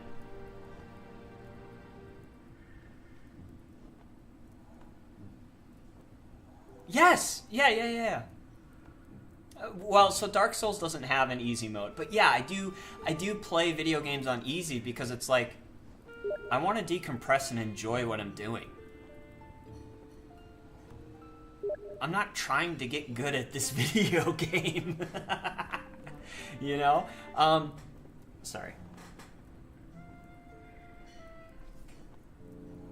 Okay, before we get to the different topic, there was another thing that I wanted to say, and that was also, I think that our society, because it's capitalist, has confused work with monetary value, and oftentimes when you say something is work, people immediately jump to, oh, well, I'm not trying to sell my soul or whatever, and it's like, no, that's not what I'm saying here. I'm not saying that you need to be doing things for monetary value. I'm saying that in order to get good at this thing that you're pursuing, you need to work at it. Not for monetary value, you know?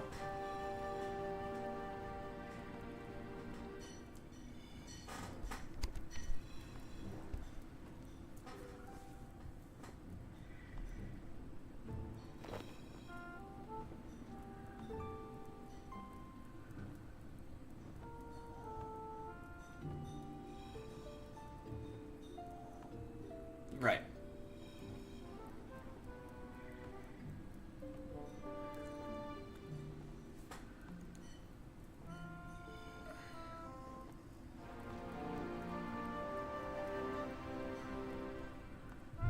I don't know how that would... I don't know how someone else's actions ruins your participation in the hobby.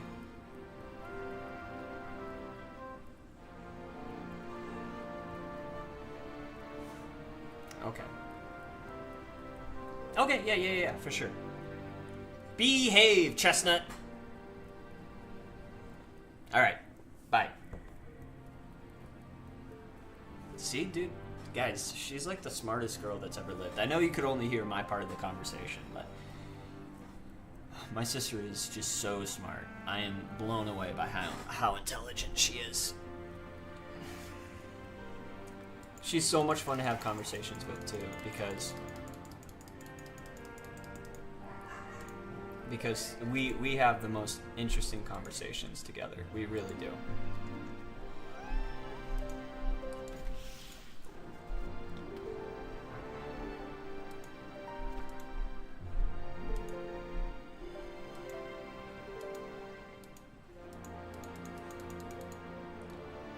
Okay.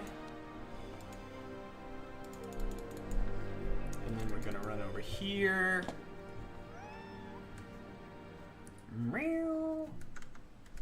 And we're gonna go talk to this guy, and we're gonna go convert our last wills into gifts, because I said that we were gonna do this once we got to 3,000, and we are at 3,000. Ugh, dang it. Still not the stuff I want.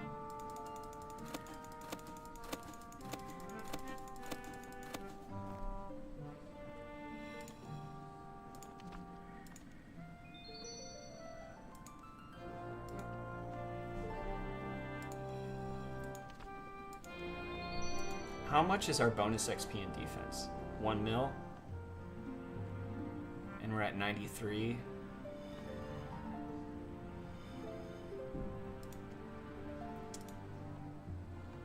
I've already unlocked this item. I bet it's like worth nothing, isn't it? It's like only worth 1,000. Now would actually be the time to be buying tokens. Ooh, why didn't I think of that? I should go to the Grand Exchange and just buy a shit ton of tokens. Tokens. Where are you at? Tokens. Where are you at? And then we're gonna hand in clan tokens. Or I mean the popcorn baggies. Ooh, cancel. How much is this worth? Oh, not that much. Okay.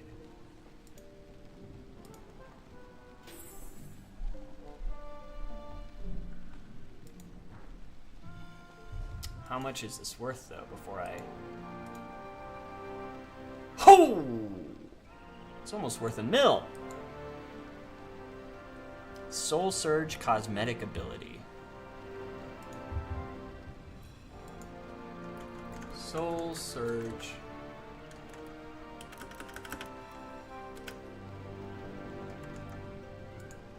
What's it look like?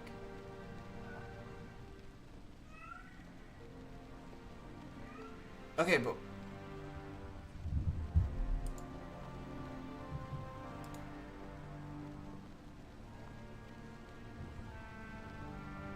Oh.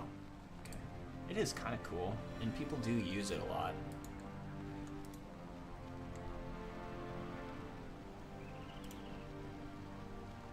Do we want to read it? Do we want to read it? Yeah, it's not like it's worth, like, a ton of money. Like, I could just buy that if I wanted to.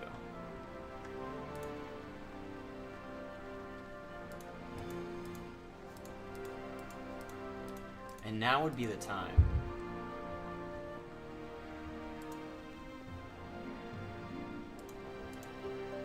Whoops. Where did I put that? I want to put that right in here. I thought I had more of those. What are they called? Tokens?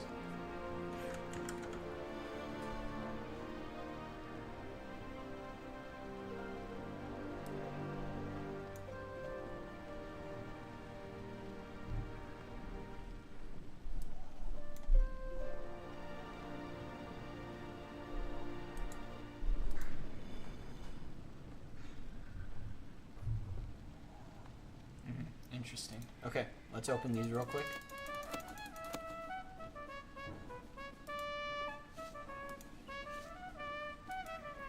Oh, what's this?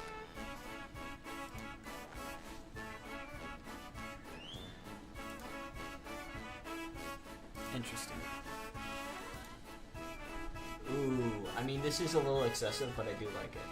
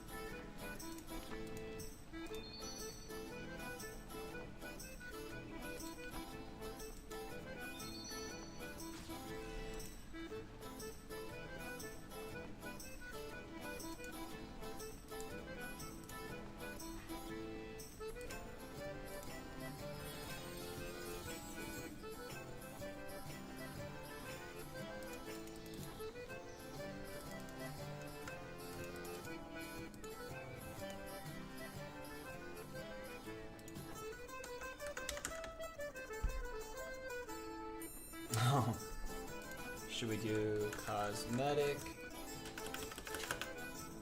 Cosmetic token unlocks.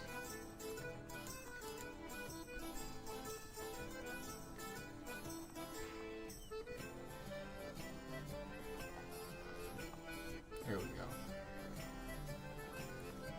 I already have the buried in sand.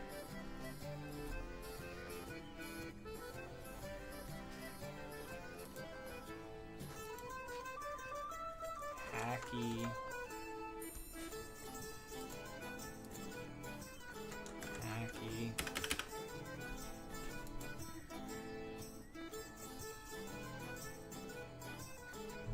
Yep, it's still pretty expensive.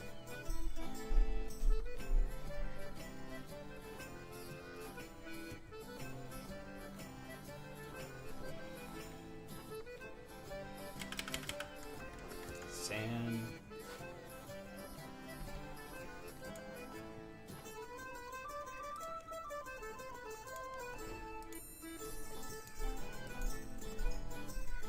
No one might actually be selling tokens right now.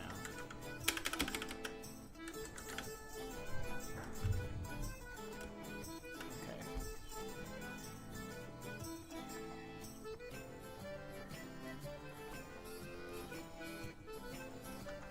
Which...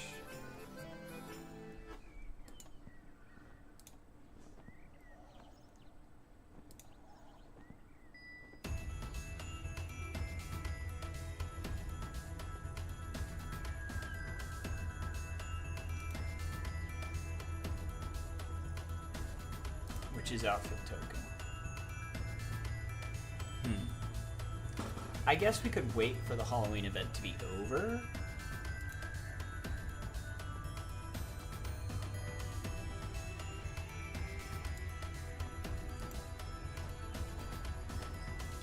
something we can get rid of.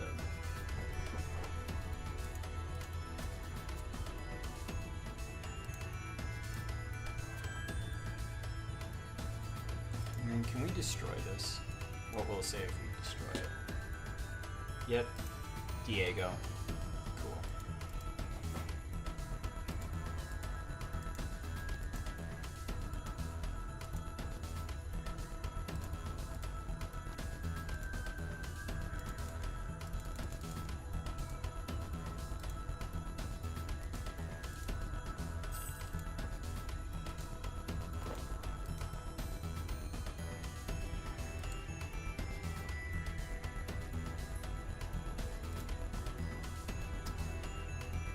At your desk upstairs in the Archaeology Guild. Alright.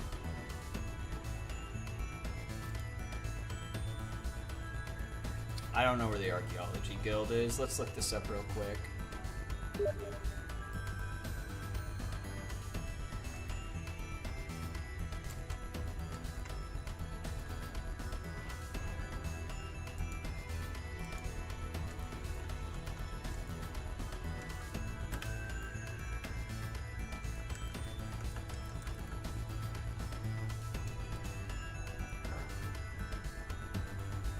It's okay. So it's literally just at the campus. Okay, it's up the stairs. It's this right here. That's the Archaeology Guild. That house right there.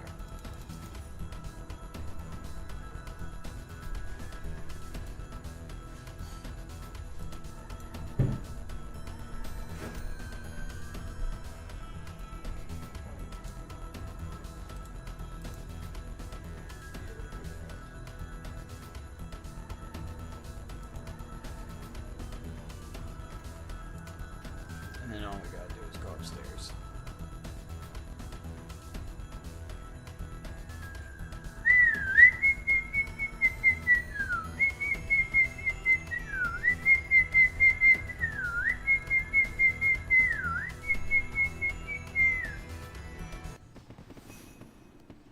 And we got to level 60.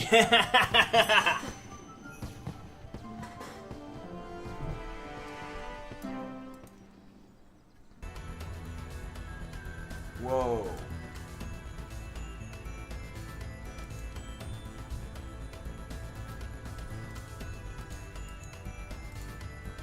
And then we'll go back to the Grand Exchange.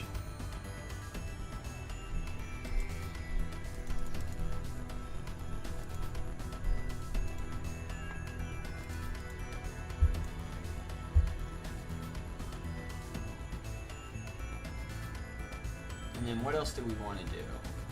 Oh yeah. I think it's a pickaxe is what we want. The Dragon Metallic. Which is better? I would imagine the Dragon. Let's buy a Dragon one. How much is it? Mils? 45 mil. Let's look it up. Let's look it up. Dragon. Because obviously we can't buy this, just so everybody knows. Is it worth it? A dragon, augmentable man that requires level 60. It can be obtained from the ancient casket at a rate of 1 to 100 as a loot from Skinny, Inning Dinosaur, and Big Game Hunter at a rate. Dragon Maddox are obtained from Big Game Hunter and double, tripled accordingly into multiple dinosaur encounters. A Dragon Maddox is one of the items required to create a Crystal Maddox, which both can be in. Okay, to create the Maddox of time and space. This means the Maddox of time and space requires 2 Dragon Maddox. Although a Dragon Maddox requires level 60 archaeology to use, its precision and focus are equivalent to an which is also. Oh. Oh no. It is worth getting. No!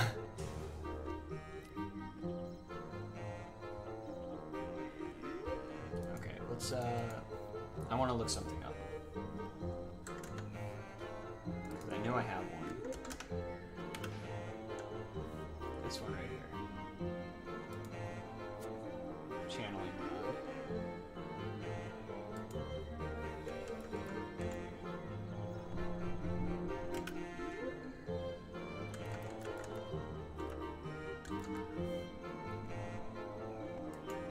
What's this for? Is a magic weapon that became available as a rare token store. Okay, the offhand counterpart can also.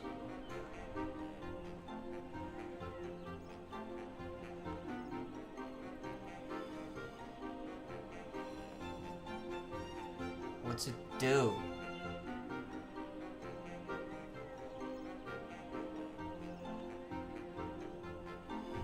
Which variant do I have?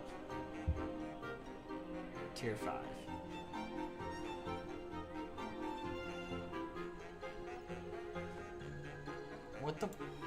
What's the point of it?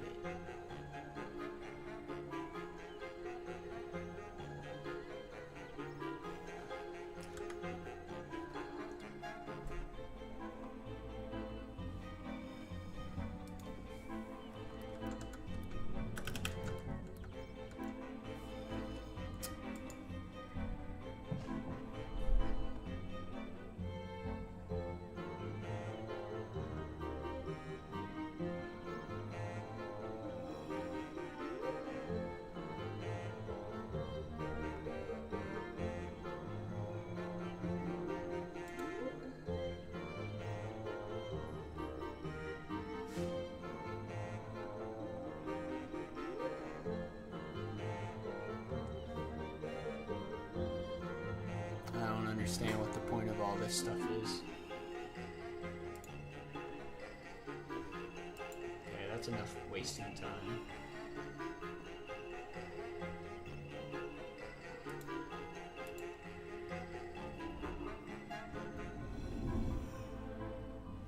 Alright, let's do the maze one time.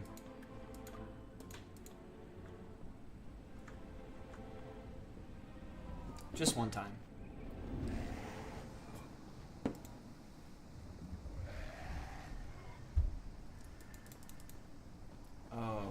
I see. Okay.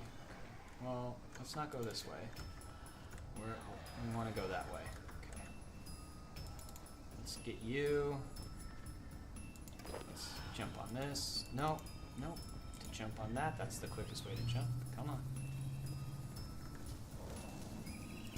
Let's get that. Let's jump again. Let's jump.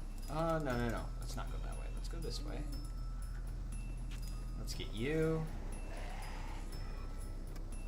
Alright, let's jump this way. Let's get you.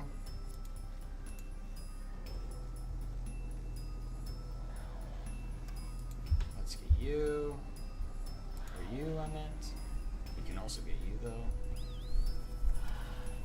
Hop. Grab this. Again. Grab you. Grab you. Where are we at now? 8. Alright, let's grab you real quick. And then this should be 10 right here.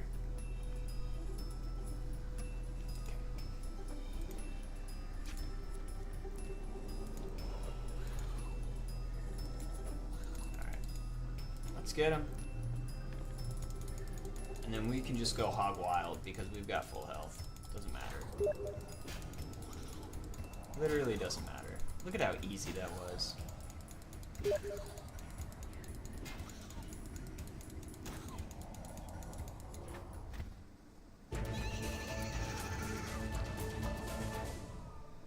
Yay! Alright, let's run it one more time.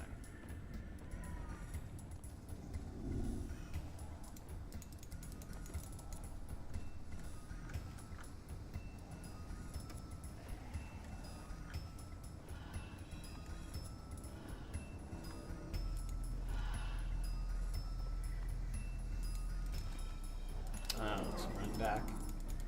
I don't know what I was thinking.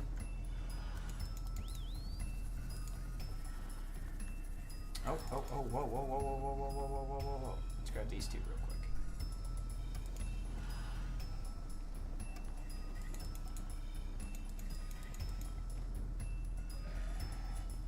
Jump this. Well, no, let's get him first. we'll jump. And we'll get you real quick. And we'll go down this side. And we'll go this way. We'll go this way. Get him just real quick. And then we'll keep going this way. Grab this dude.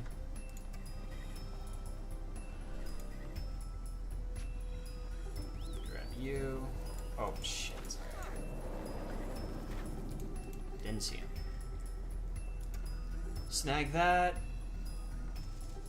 Jump over this. Grab you.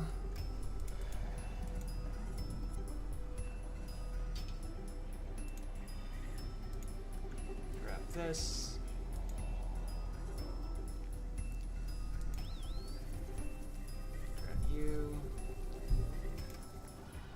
You.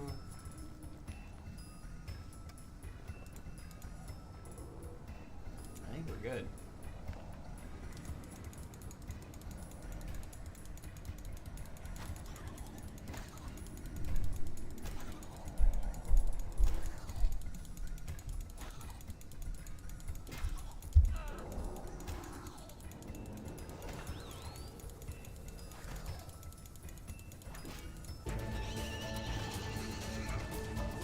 Get fucked.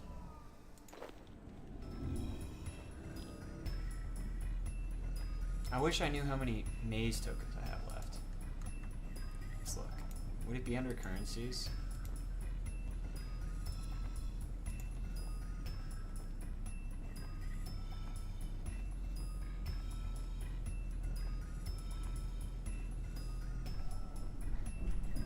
Would it be under seasonal?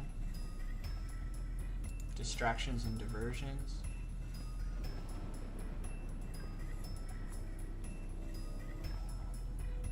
Maze tokens.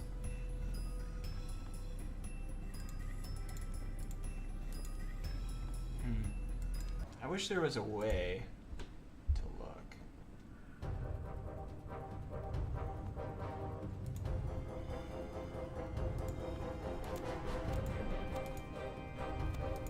Currently, I'm unaware of a way to look. Are spirit mementos just not something that the thing can spawn in, or what?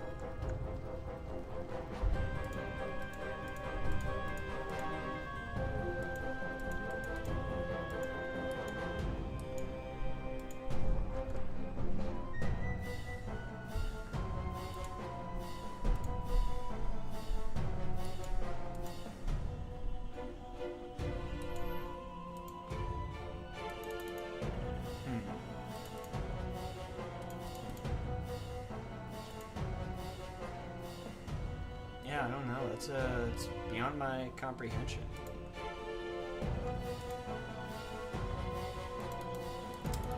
Should we spend some spooky tokens? Should we spend some spooky tokens? Let's go talk to this guy right here.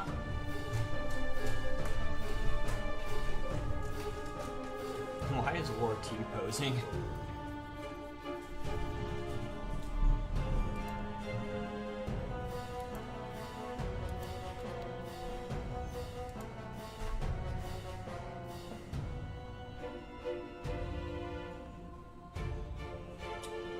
I do want this and that.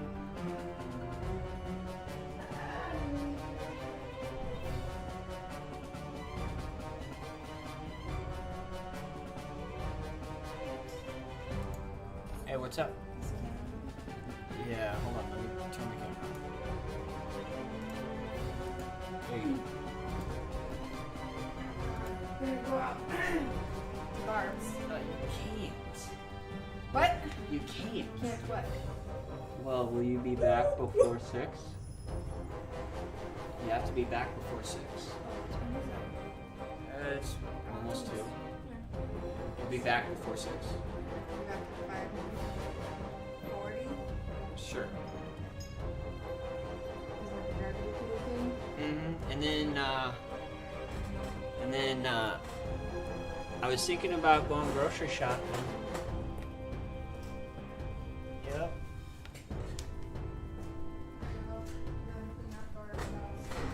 Okay.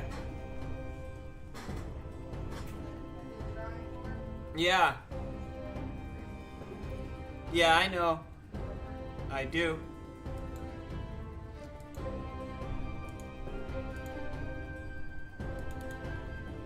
Okay, he's not T-posing anymore. That was super weird.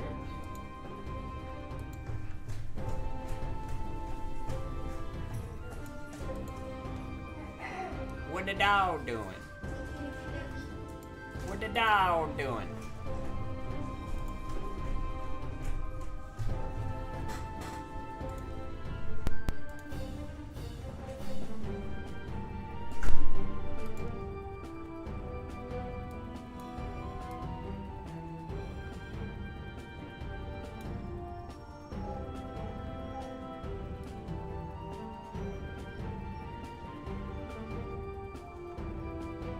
Oh, would it be under aura?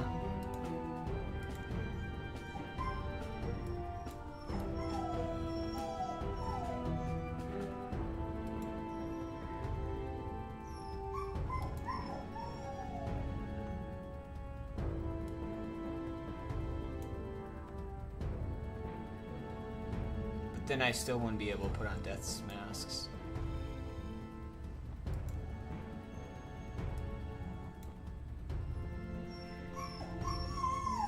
River, don't do that. You little stink pot. Don't do it. Where's your ball? River, come here. Oh, I see some pretty girl. I see some pretty girl. No whining. No whining.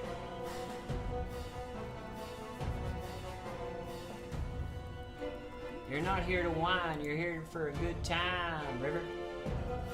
River-roo. River-roo.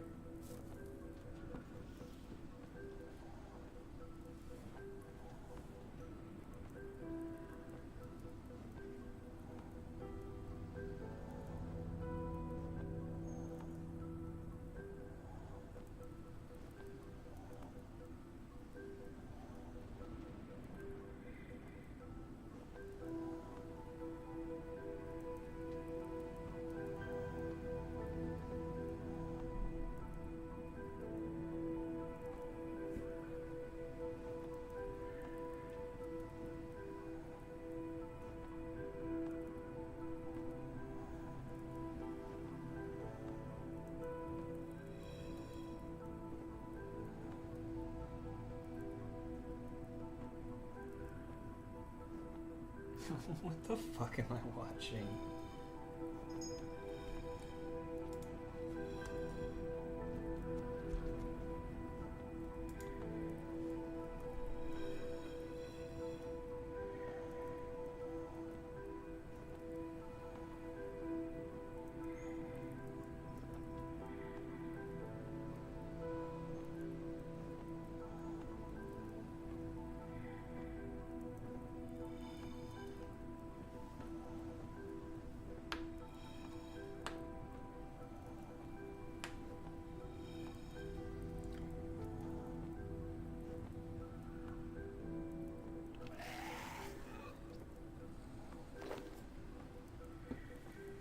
Oh, is that a triple token? Okay, we're gonna go do the maze real quick. We're doing the maze, just real quick. I love me a triple token.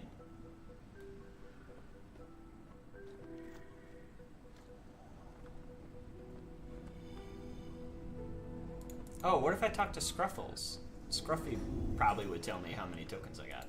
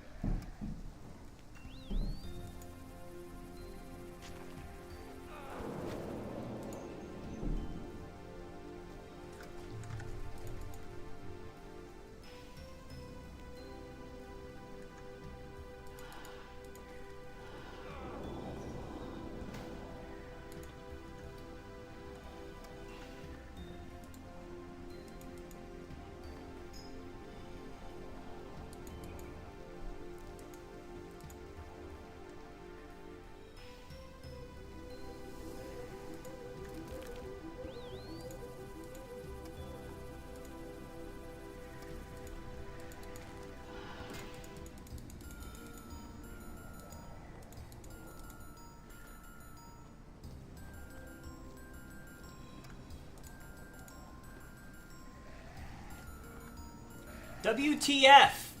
This maze is driving me nuts!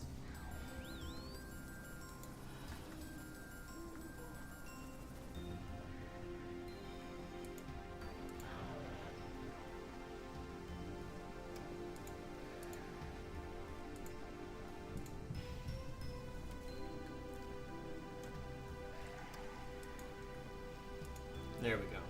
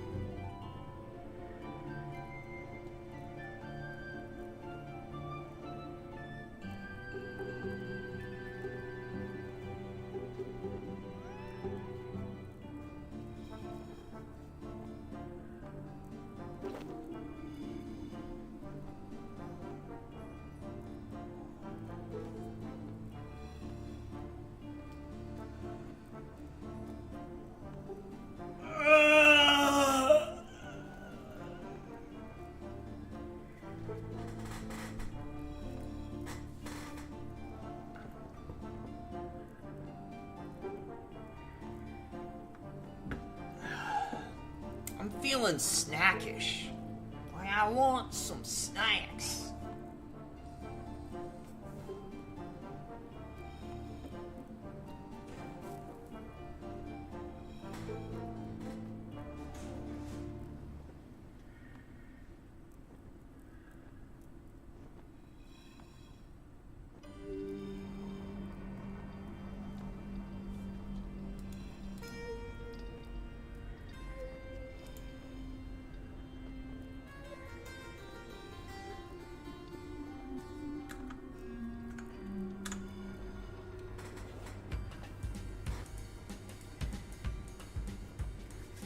I'm chilly. It's cold outside. Baby, it's cold outside.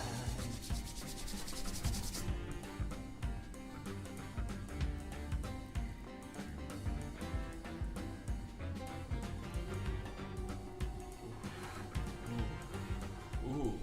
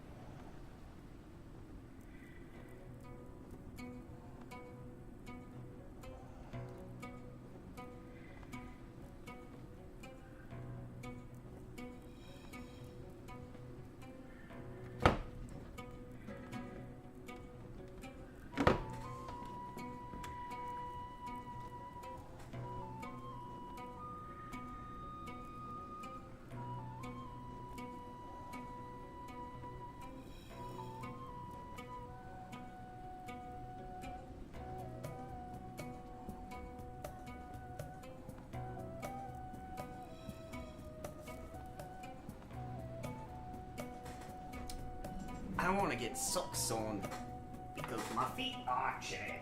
Yo, what's up, Mystic?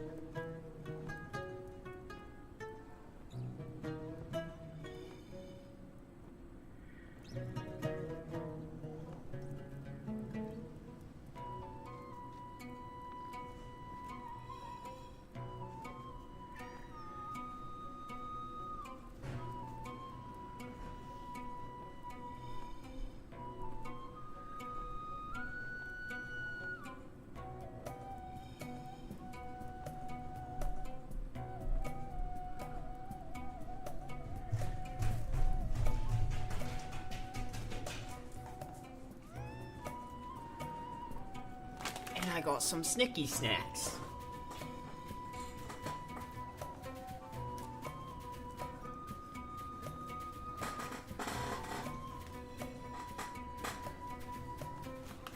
Ooh, triple maze.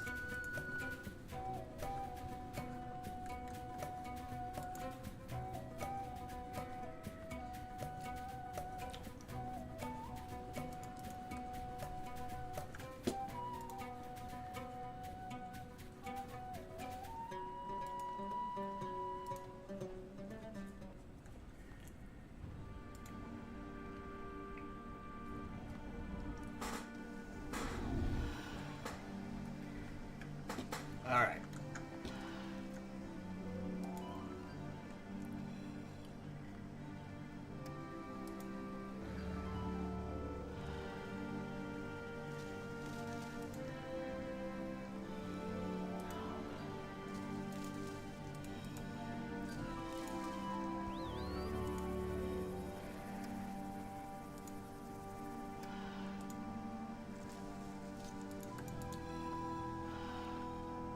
Hop, hop, hop, hop.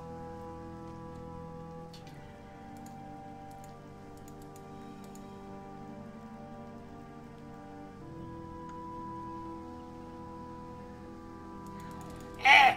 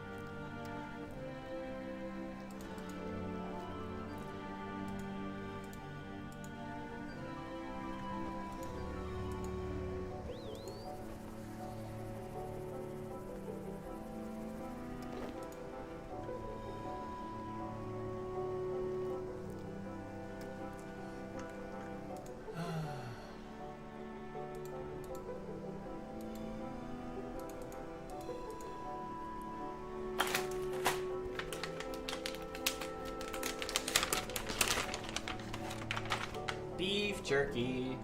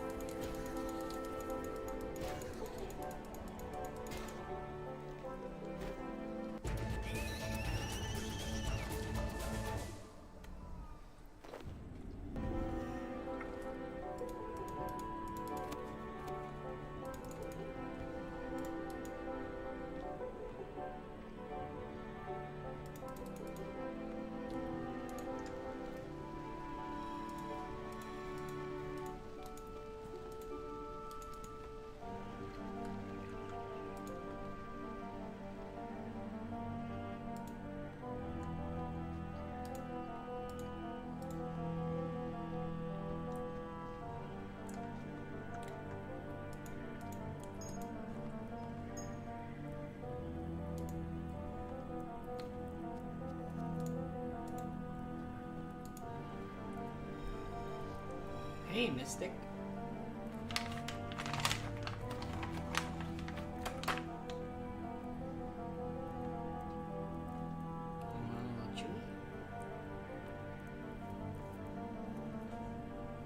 Come on. Say hi to the people. You want a little chewy? No, you don't want a little chewy?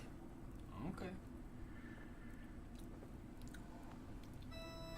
River will take a little chewy. Yeah, River will take the chewy. Mystic's a little cutie. She's balding up by the eyebrows. Apparently that's like a super common thing for cats. And I think it's actually the male cats who are doing it. So I was doing research. I was like, why is this happening? Why is she balding specifically at the eyebrows? So then I'm looking up, like, maybe it's infected, maybe she has ringworm. Like, I'm looking up all this stuff. All this stuff she shouldn't have, by the way. But just in case, I start doing some research. I find out it's not ringworm. I find out it's not infected or a rash.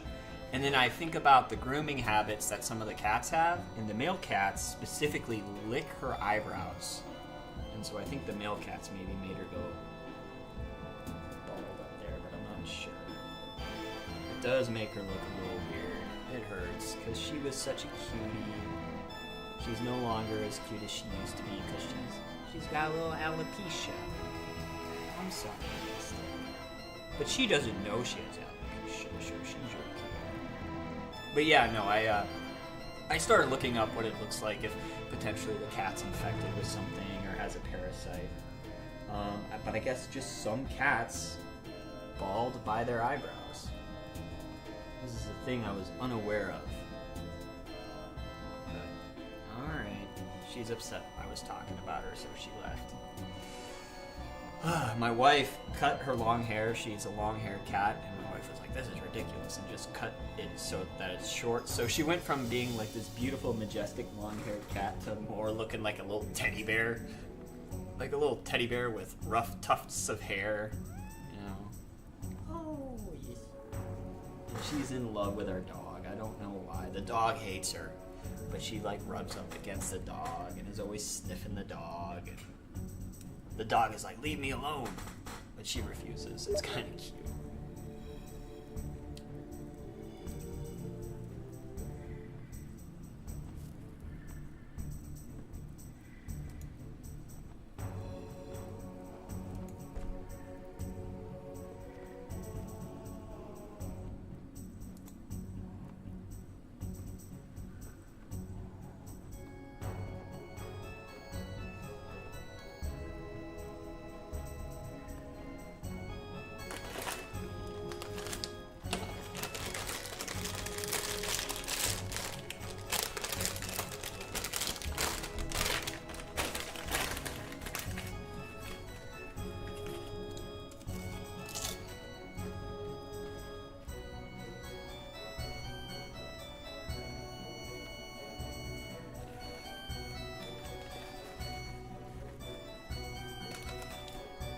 Whenever I start eating food, the cats just charge me, but they don't even want to eat the food.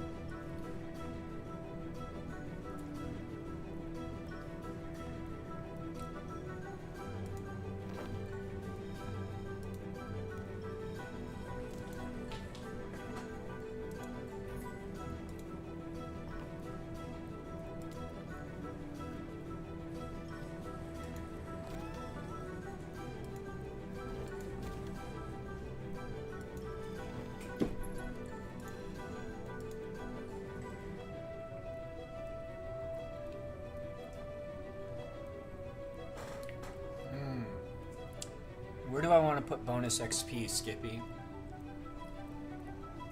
Yeah, we'll put it in attack. Oh, whoops.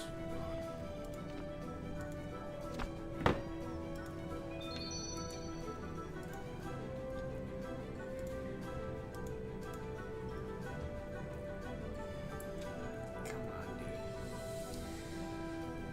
So, my cats are a little dramatic, and it is something that irritates me a little bit. So I'll explain the story. Here I am. This is me. And I'm reaching and getting some food out of the cabinet, and then I do one of these where I shift my weight and I slightly move my foot. I shift my weight and I slightly move my foot. Well, my cat, Skippy, he's right here. This is Skippy. Look, he's like cutie, right? So, okay. So I shift. So I do, he's standing literally right here. He's sitting right here. I don't see him there because I'm looking up at the cabinet. I shift my weight and move just a tad, and I barely touch his tail. Barely touch his tail. He freaks out, and then he starts running all over the place. Actually, this would have been better. There we go. Here he is. This is Skippy. Yep. There. Yeah. This is much better. So then I just barely shift my weight. Just barely. First of all, he shouldn't have been sitting so close to me that I just barely moving my foot like that goes on top of his tail. But I mean, even then, the little rat bastard just like fucking freaked out like I shot him or something. Of course, I feel bad, so I go to pet him because, you know, it's like, I know why he's always next to me. He's always next to me because my presence comforts him, and he likes that. He wants to be comforted, so he likes to be near me. So I don't want him to feel bad, you know. I don't want him to feel like he's in danger when he sits next to me. But at the same time, I mean, come on, don't be under my foot, boy. I don't know. He's a cutie though. He's just super dramatic. That's the phrase. You're just super dramatic. Like, when I patted his head because he was chewing on my wires, that had to have hurt more than just me barely touching his tail. And you guys, you saw, he didn't friggin' scream or yelp. Whatever cats do.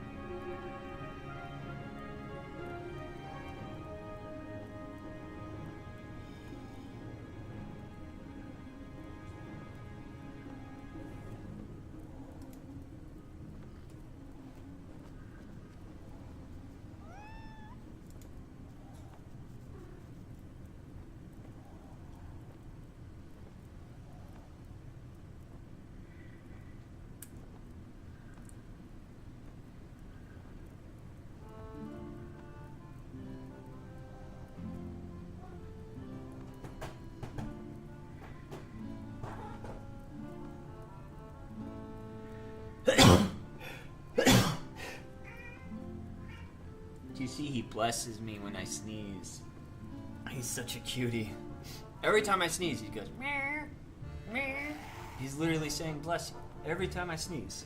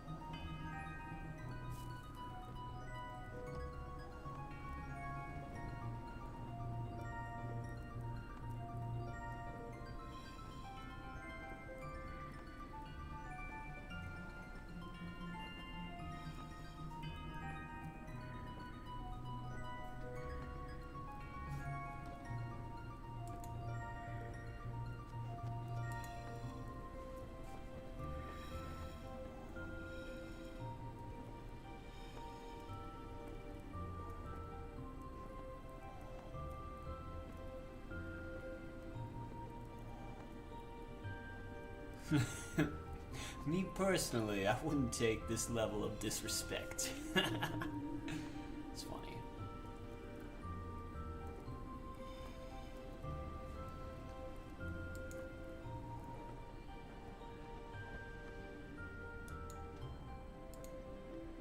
How many, like, candies have I given this dude? I'm just curious.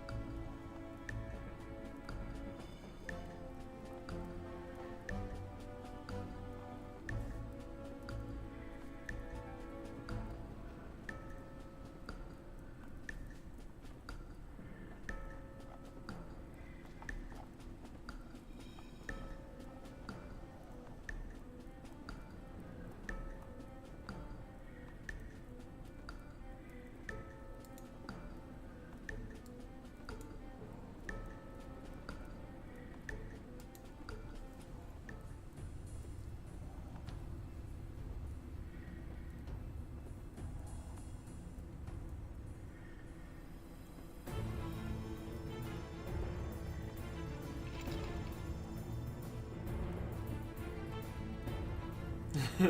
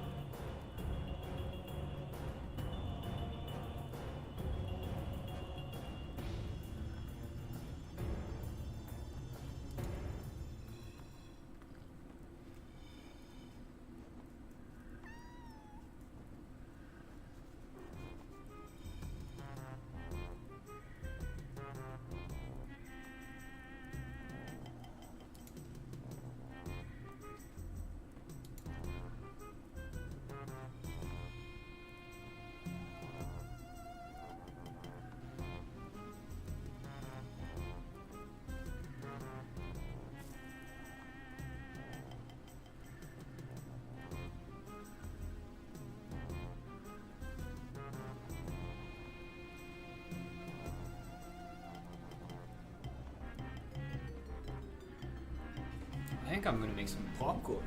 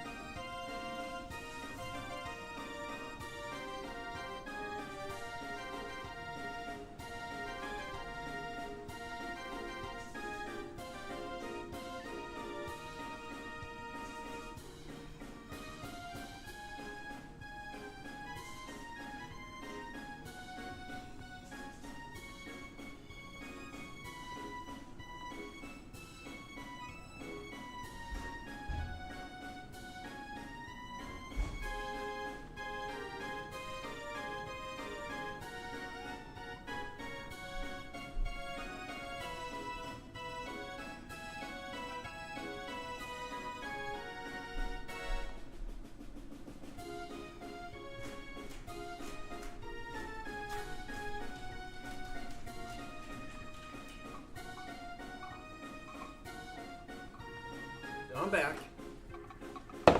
I got my sneaky snacks and my treats.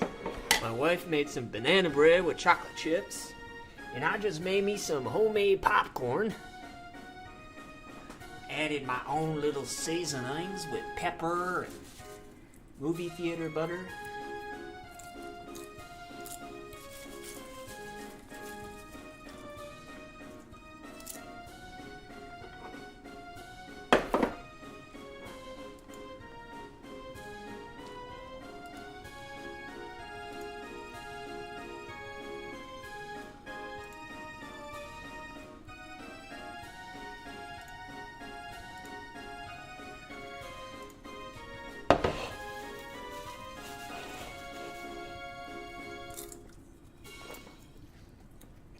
I'll get a little glass of milk.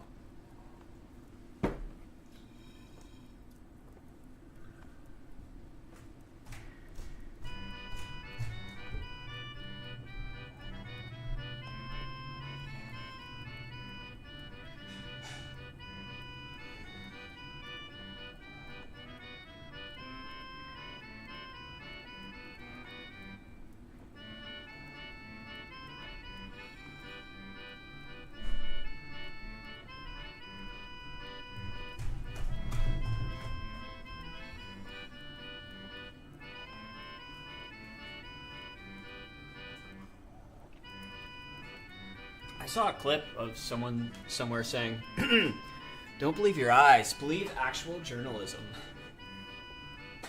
What, is their eyes any specialer than our eyes? Like, I don't understand that statement.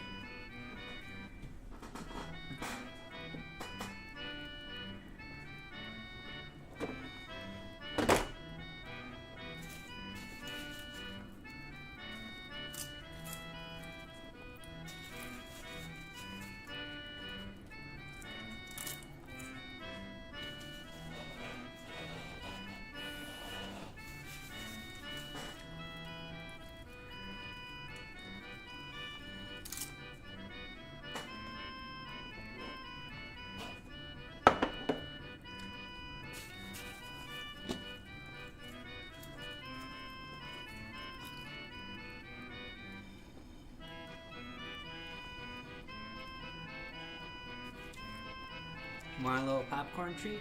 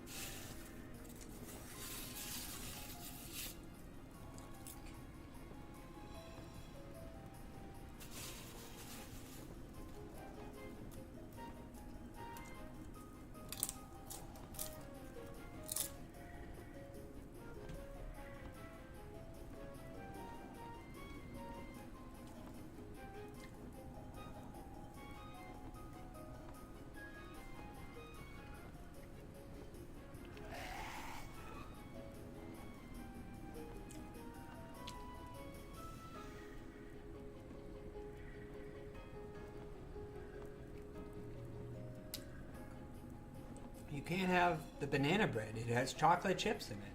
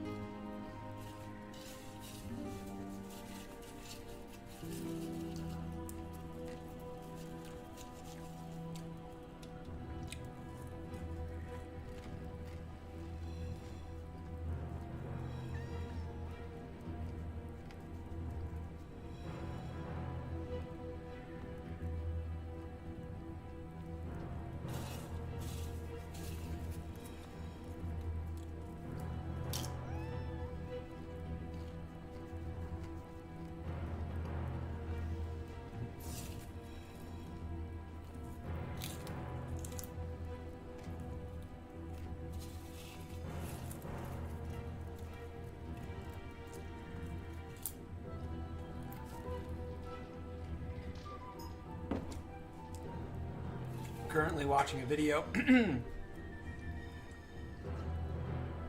discussing Nazi art. But not really. It's discussing fascist art. And in discussing fascist art, it is talking about a Nazi artist. The Nazis claimed that there was a leftist Jewish cabal that was controlling the modern art scene. And it was called degenerate art. And then the presenter quietly slips in, instead of calling it degenerate art, we now call it cultural Marxism, which is completely ridiculous. Cultural Marxism acknowledges communism's influence in culture, but it has nothing to do with race or genetics, has nothing to do with Jewish people. So to tie the Nazis' perspective on modern art to the current woes of cultural Marxism is pretty disingenuous.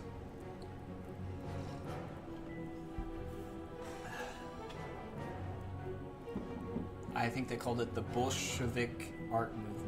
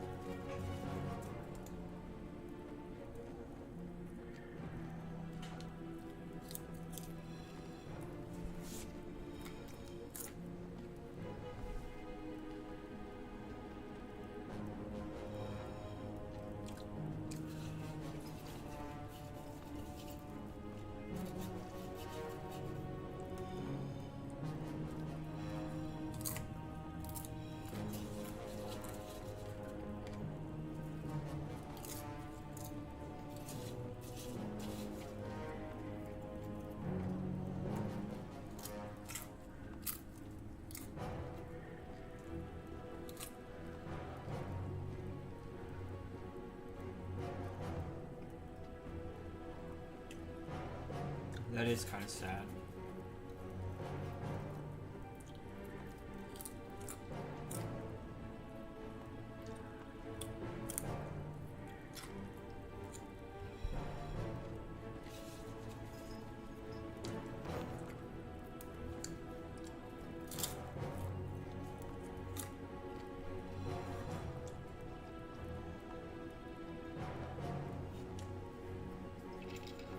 So the particular artist they're talking about is Noldi, who was a Nazi.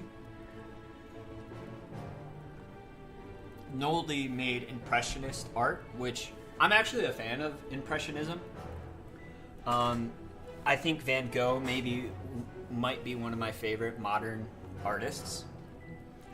Because Impressionism, while it isn't postmodern, it's the stepping stone to postmodernism.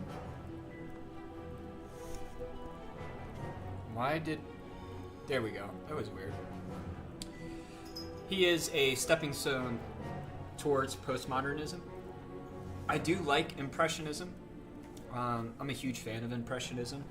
Some Impressionism, not all Impressionism. Van Gogh's Impressionism is probably the best Impressionism because it is a mixture of his perspective and reality. Oftentimes, when you look at Impressionist artists, at least in my opinion, they are less inspired by reality and more inspired by the artist's perception. I enjoy someone's perception on reality, not someone's perception. How do I explain this? I enjoy someone's perception of reality, but I do not enjoy it when it's just their perception. It must be anchored in some type of shared experience for me to enjoy or even relate to or even find value in. Because honestly, I have an entire reality, me too, just like somebody else. I have an entire reality that I could throw onto a page, but unless there's like a unifying truth that is being discussed on that page, to me, it's worthless, right? So I could show you what I see when I see a sunflower. And you can go, oh, I see the sunflower. But if I draw something and I say, see the sunflower, and you don't see the sunflower, there's no anchoring truth between us and the picture. And so, to me, there needs to be that structure of reality in order for art to be worth anything. There needs to be truth hidden within the art or out front and center. It's another reason why I really dislike Pablo Picasso's art. It's because I don't dislike it because a child could do it. I dislike it because there's no truth in his paintings. So it's kind of difficult to talk about this kind of stuff because when we try to express ourselves, it's very difficult because we use nebulous terms like truth and perception. But if you show me a picture and say this is a person, but I don't see a person, then there's nothing unifying us. Your perception is so foreign to me. I'm not even interested in it because there's no value in it unless I value you as a person, right? So I would have to, like a close friend. A close friend shows me a painting. Do you see the person? I do not see the person. But because I care about you and who you are, and I know you, I understand your perception a little more in this painting. Versus Pablo Picasso, I do not know Pablo Picasso. The only thing unifying us is that we're human. That's about it. There's not much else, you know? And when I see a Pablo Picasso painting, I don't see anything. I see nothing. I see a false reality is really what I see. I see a false reality. It's not a particular pleasing false reality, right? Like there's lies and then there's damned lies. No, I'm playing. There's lies and then there's like pleasant lies, and Pablo Picasso just tells lies. It's not even pleasant lies, right? Like when we see like a cartoon like Adventure Time or even like anime, those are lies, but they're pleasant lies. At least I find them as pleasant lies, right? Like I'll throw on anime and I'm like, it's kind of fun, right? Like everybody, they don't look like people, but you know, it's kind of cool. It's kind of cute, right? Or you throw on Adventure Time and it's like, they don't really look like people, but it's a simple drawing that I can attach emotion to. Pablo Picasso's art, though, there's nothing I can attach to that. You know, let me actually, while I'm discussing this, pull up Pablo Picasso. Like, there's nothing pleasing about his art. I mean, there's pieces here and there that are pleasant. Whenever I think of Pablo Picasso, I think of this one right here, Guernica. This is, when I think of Pablo Picasso, this is the one I think of. But Pablo Picasso has some good art, like The Old Guitarist. Wow, I love The Old Guitarist. Here's another one. The Old Guitarist. Oh, wow, these are fantastic. I enjoy these immensely. I love that. You know?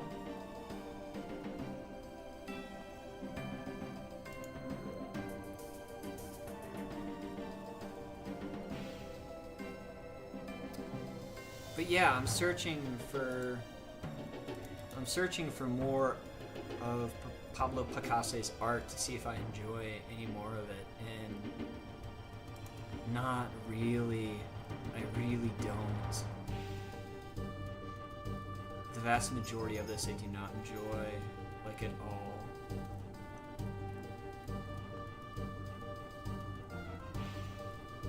The old guitarist, though, I really enjoy that. I really enjoy the old guitarist.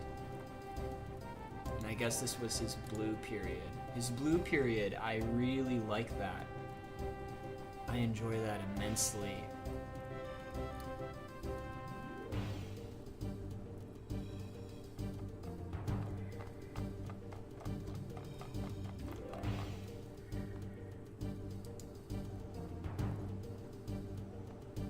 And I do like his self-portrait, early life before 1901.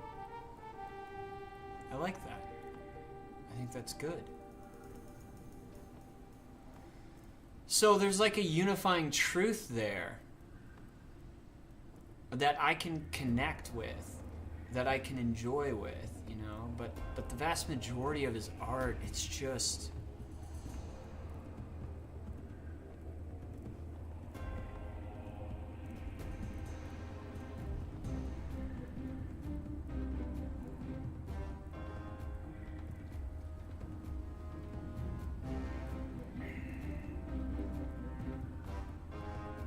It's a mixture of structure and no structure, I think is the best way to describe it. There are moments of structure, and in the moments of structure, I find enjoyment, and then there's intense moments of no structure. I hate that. A good example is this one right here. What's this one called? This one's called...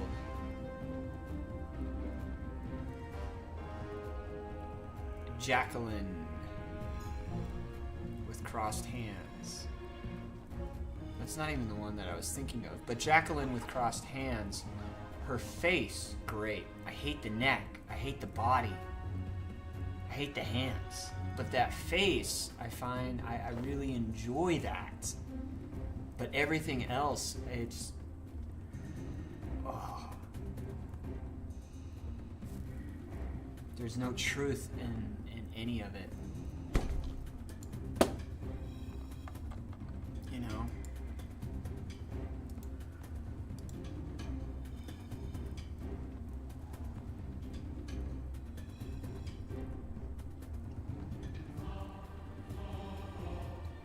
But don't listen to me, I'm not an artist, you know, fucking whatever. And I think what particularly frustrates me about postmodern art is the denial that it is anything but what it actually is, right? Like, when people talk about postmodern art, they're like afraid to acknowledge the fact that it is without structure, it is without form, it is without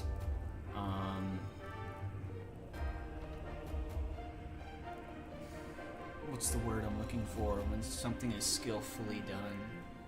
Like, it's lacking all of the things that you want from art. You want structure, you want some chaos, but not all chaos. You want beauty. What's another word for dedication? You want something to look skillfully done, right? Like, you want it to be skillful. And if it's not skillful, you want it to be beautiful, right? A good example of this would be Starry Night. I love this painting. It might be my favorite painting of all time. Oh man, I love that. Do you know why I love Starry Night? Because I've seen this before. I've seen Starry Night before. I've looked up at the clouds and the sky, the night sky, and I've seen the waves of the sky. I've seen the waves of the trees. This is what darkness looks like. Darkness looks like waves. Looks like waves from the ocean. Who drew this?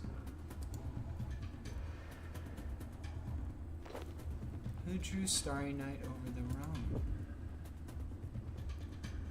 Did Van Gogh draw this? Paint this?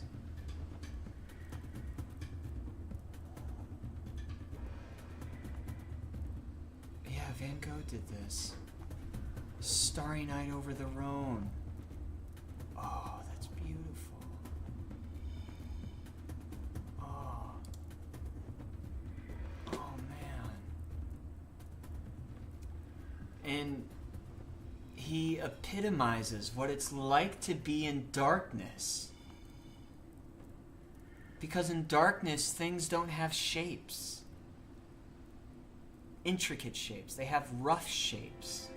They have indistinguishable shapes that blend into each other. This is what it's like to look at things during the night. It's so beautiful. And there's so much truth here. And you know what's funny is it's acknowledging the lies that we see during darkness.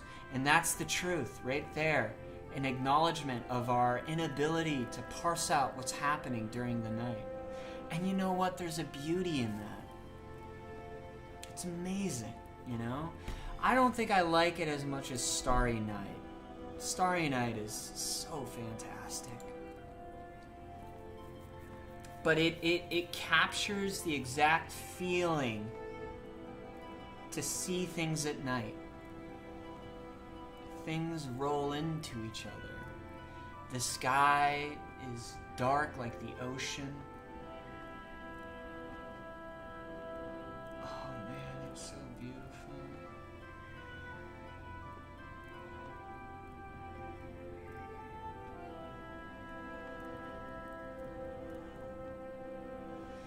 There's things about Starry Night that I don't like, but I like most of it. I love the tree, the cloud, the wind, the stars, the moon. Wow.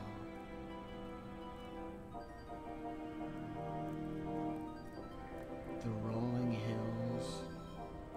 It's hard to tell the difference between the sky and the hills. They all roll together. Level up, ladies and gentlemen. Hooray! Level 75 is one of the requirements for Plague's End. Yes! Yes!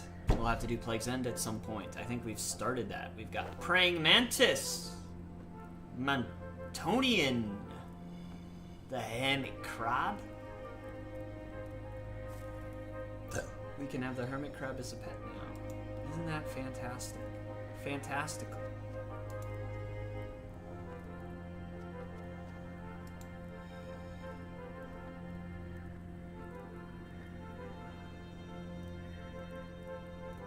Remember, we're only doing this. Oh man, we're only doing this so that we can get the skilling pet. I want the summoning skilling pet so bad. Let's turn in these bones real quick, okay?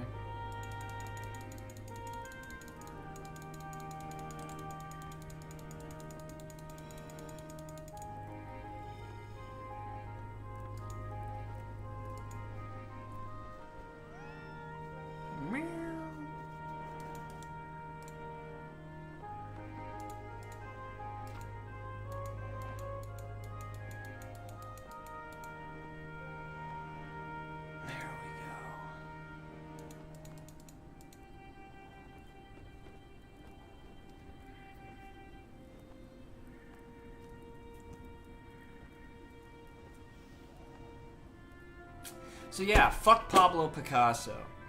That's really all I wanted to say. Fuck Pablo Picasso. Fuck postmodernism. Fuck cultural Marxism.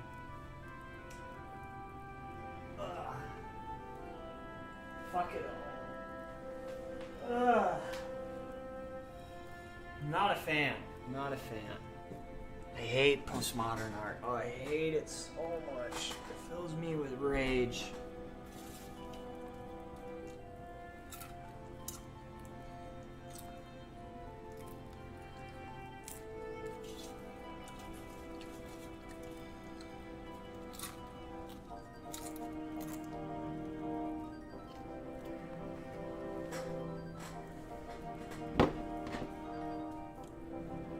I'm gonna YouTube this.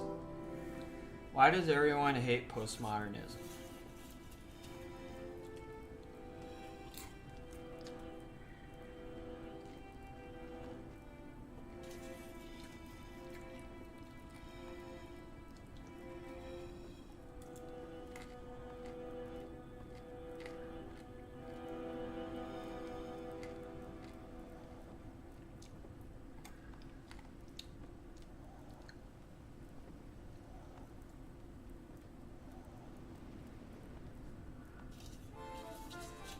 Why people hate modern, postmodern, and contemporary art.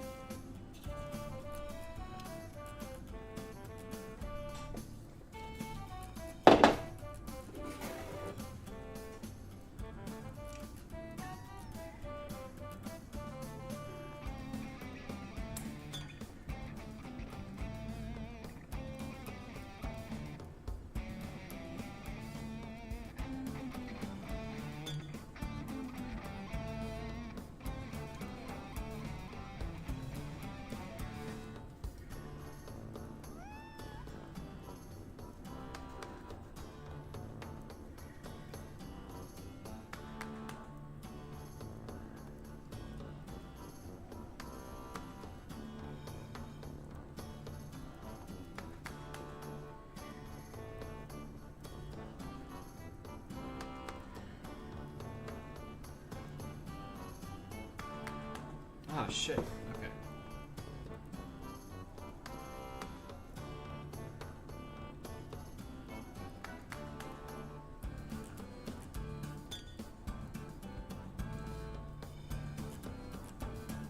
I better finish up Lessons from a Nazi Artist.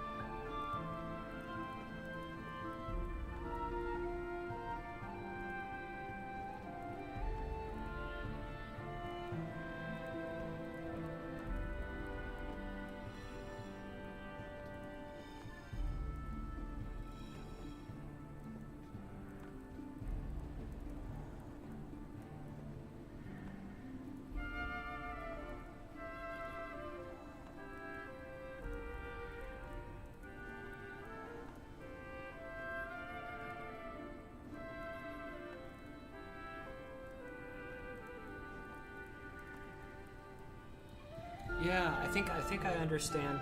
I think I understand my issue with postmodernism is instead of a collaborative experience between the creator and the artist, it's all internal, meaning that the world that has been created is no longer the inspiration, and rather the artist is the inspiration for all of it, meaning what's going down inside of the artist. And you know what? I don't give a fuck. I think that's the problem. I don't give a fuck, you know? If I... Here, let me explain it. If I made a postmodern piece, and I showed it to everybody, no one would give a shit. And the reason no one would give a shit is because I'm the one who made it. The only reason people give a shit is because an artist that is respected made it.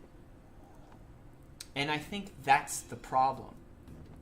Because the art itself we look at as a craft that an artist has spent hours diligently perfecting and mastering that craft. And postmodernism is a throwing away of that dedication, and in fact an inversion of that truth, to the point where literally anyone could make it. And in fact, many people do make postmodern art all the time. And I think the frustration comes into, well, why should I care? I don't care. And I think that is probably why I have such a distaste for it, is because I don't care. And in my not caring, I am frustrated by what a lot of the establishment has decided to showcase. Like when you go to a beautiful mountain town in Colorado, you will sometimes see beautiful pieces of public art, and then other times you will see gross, disgusting, nebulous blocks. And you're like, I don't like this. This isn't good. And then you see something from the old country, like Italy or Rome, and you see these cathedrals, and you look and you go, oh man, I wish this was the stuff our society and culture valued, so that we would be showcasing this stuff. I want us to showcase this beautiful art. I think that's the easiest way to sum that up. Boom.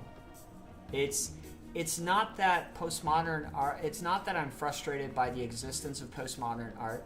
I'm frustrated by the fact that we showcase modern art instead of something truly beautiful. And when you look at past cultures and you look at other societies that have truly elevated those artists that make beautiful art, it makes you jealous, right? It makes you jealous. You go, I wish we would do that. I wish we would elevate those types of art forms and those artists. And I wish we would showcase them in our modern society. I think that's what frustrates me. And I'm glad that I was able to figure that out. Because for years, I was wondering why. Crack, crack, crack, crack. I'll be right back.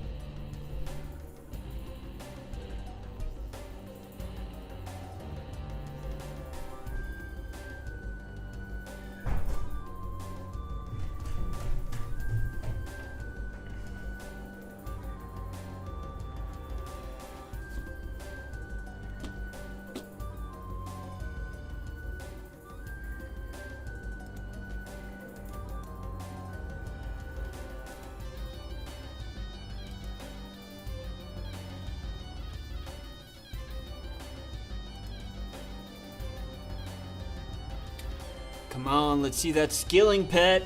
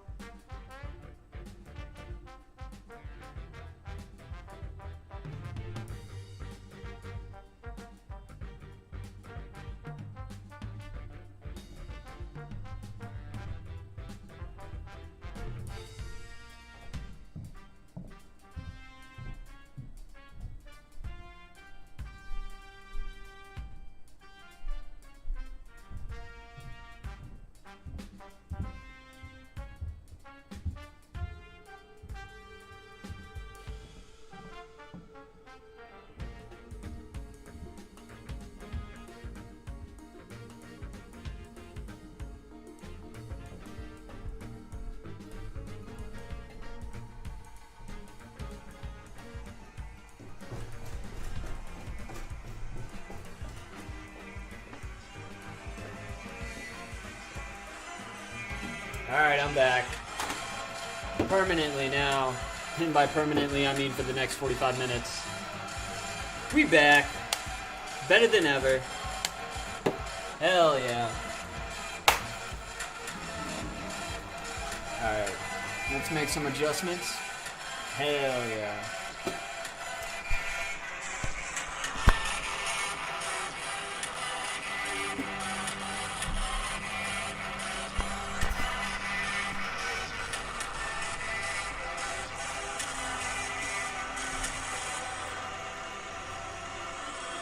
Excellent. Alright, then we're gonna do something like this.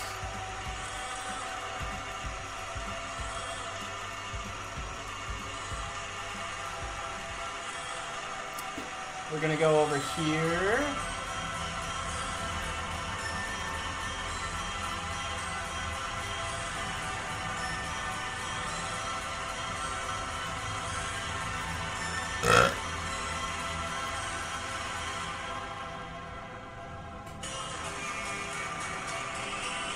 There we go. And we're back. Look at that. This is what everyone's been asking for. I can tell. It's what I've been asking for. Look at that. Fantastical. Alright, here we are. Look at us just having fun, lighting candles. Look at this candle we just lit. We lit another candle. Oh my gosh, am I gonna light another candle? Who knows? Oh, and I lit another candle. I can't possibly light one more. Heaven forbid. Oh, wow. 4 candles lit. Or the 4 candle spots lit. I don't know. I don't really give a shit. So I got a union meeting coming up pretty quickly here, so I'm all dressed up looking fancy. I'm looking fancy. Do you guys know what it means to look fancy? This is what it means to look fancy. Look at this. Oh my god. Just the fanciest person who ever fancied. I know. I'm out of control. I know. It's ridiculous. Alright. Okay. Bless you too. Blesses all around, especially to Mr. Sneezy, who's been sneezing up a storm. Poor guy. Poor guy's been sneezing up a storm. You know? What a guy. What a guy. I like my little pumpkin head. I think it says a lot about my inner thoughts. Empty, but illuminating. Come on, that was funny. That was funny! I came up with that in the spot, man. On the spot I came up with that.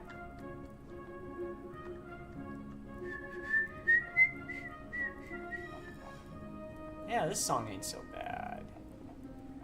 This song ain't so bad. Oh, keep going down, keep going down, keep going down. W is almost the end. Here we go. Added. I'm surprised RuneScape 3 doesn't have like a old school playlist option. It is kind of strange.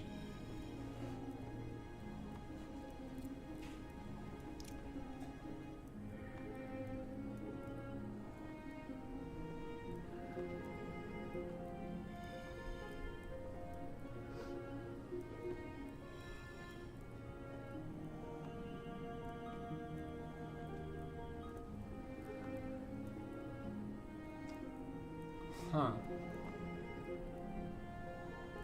Well, that's something.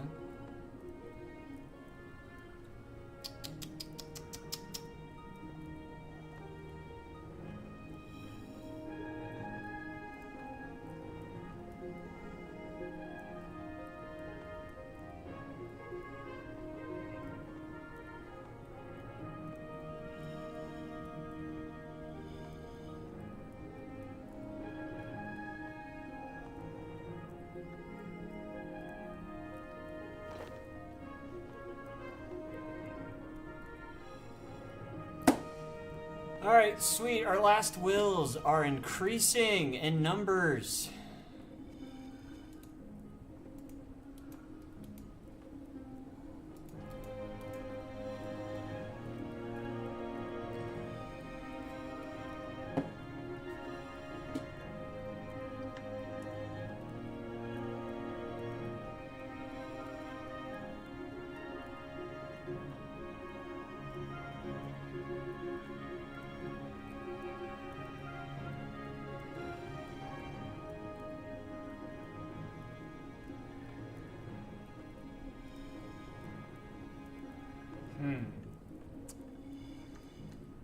I'm not a huge fan of Sneezy's design. He's too approachable. I would rather him be a little bit more aggressive. He looks just pitiful, honestly. Like, he looks like he doesn't even want to be here, to be honest. So, maybe we need to fix that. We should fix this. Redesign him. Give him a lot more back hair. That's what we want. We want a lot more back hair. You know? And we want him to have a bit of a mane. Give him a mane, you know? And then, let's see, what else? What is this? What is he wearing? This is ridiculous. He should be wearing, like, a warlock's coil, right? Like, it should be warlock-esque. That's what we need. We need something that screams dark mage, or, you know, less like creepy maid. You know, he looks like a maid. It's very strange. He looks watered down, is what he looks like. He is missing some key features. I like the arm. I like the tuff on the arms. Very nice, very nice. But as soon as we leave the arms, it just becomes just boring and blasé-faire. Like, okay, yeah, chest hair, cool, but like give him a like really aggressive mane back here, almost like a mohawk, just flying right through. So give it like a mohawk-esque, and then like here, follow my lead, starting right here. Boom, boom, boom, boom, right? That's what he needs. And then let's see. The warlock coil, it should be. I'm not good at drawing clothes. I'm not a fashion designer. It's not one of my strengths. But I know a good coil when I see one. So let's go to customization. Let's sort for legs.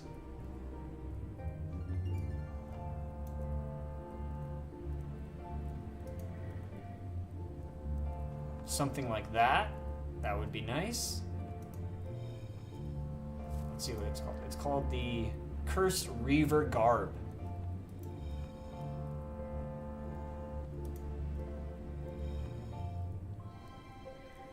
Even something like this, the Horseman Slacks, or even the Horseman Slacks Frank.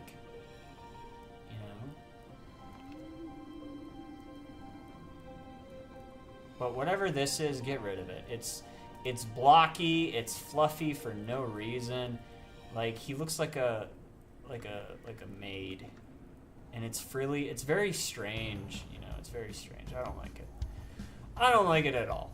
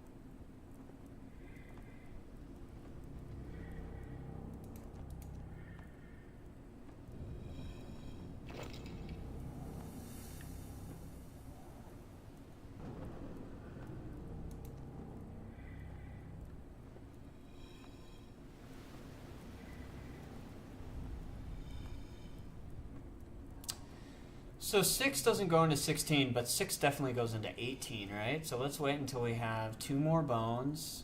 Well, actually, we already do have 2 more bones. So I think we're good.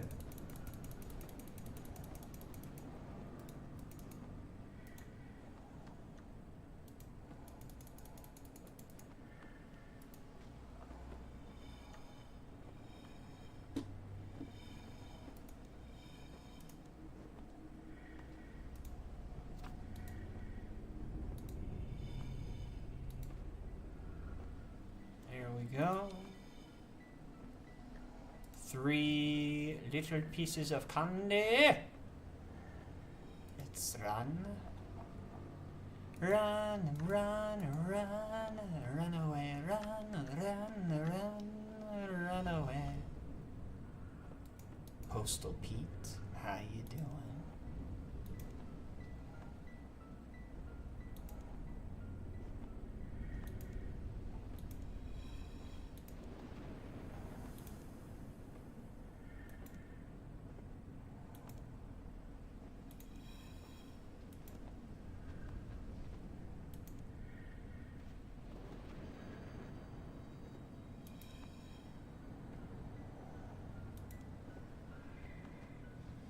Alright. Postal Pete. Ooh, we got lucky. We got 2 purples this time. How fantastical.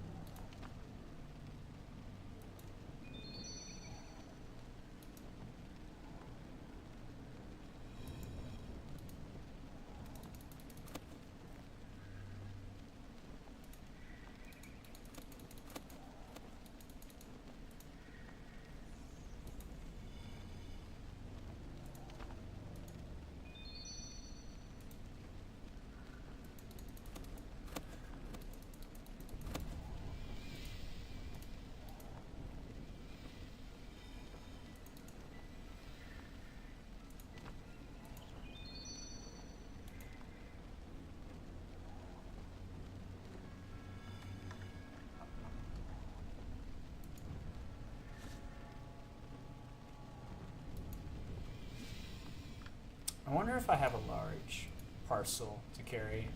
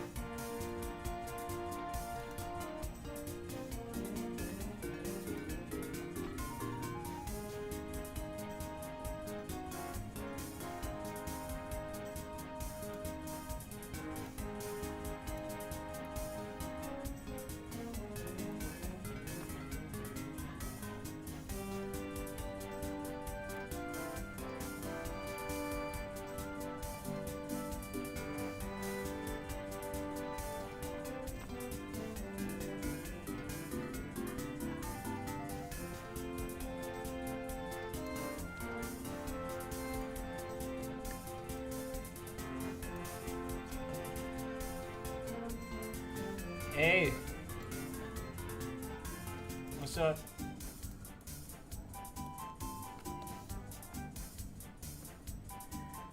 I thought that's when you were showing up is 5:45. Oh. Yeah, I don't care. I just need to be there at like 6:20, 6:10. Alright. Cool. Did you have fun? Yeah. It was a funeral? Was it a funeral?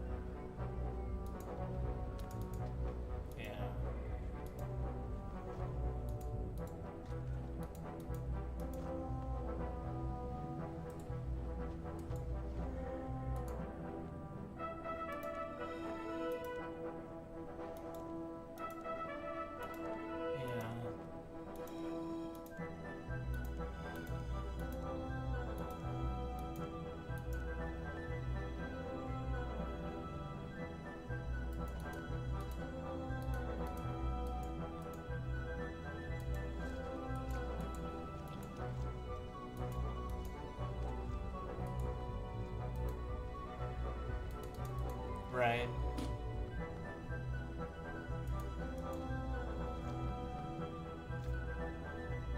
It sounds pretty rough.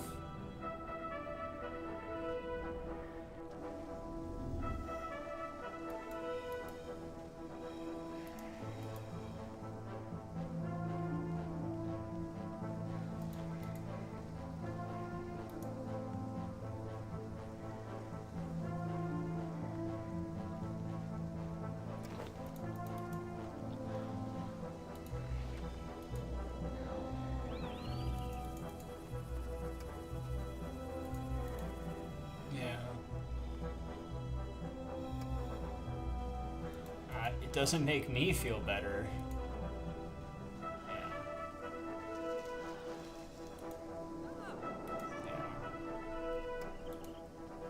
Yeah.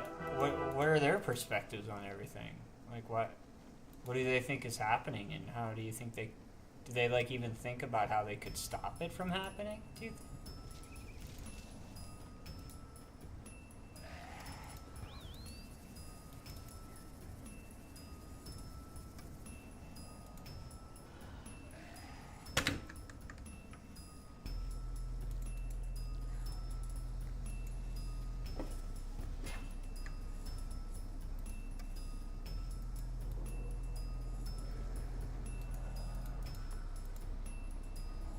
Well, what about her, though?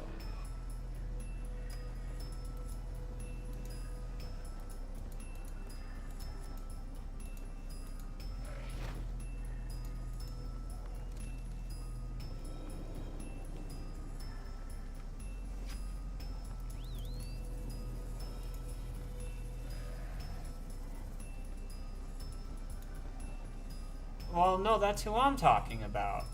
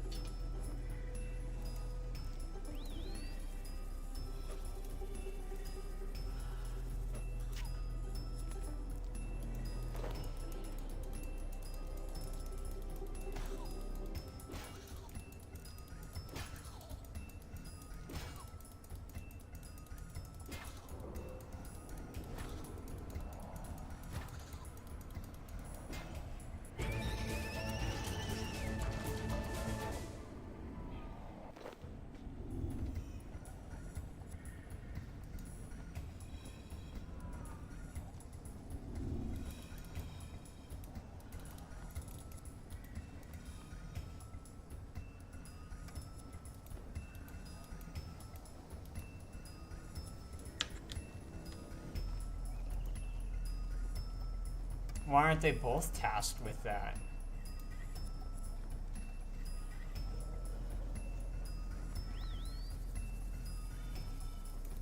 Oh, and the other Barb is what? Where? Oh, okay. I assumed it was her property.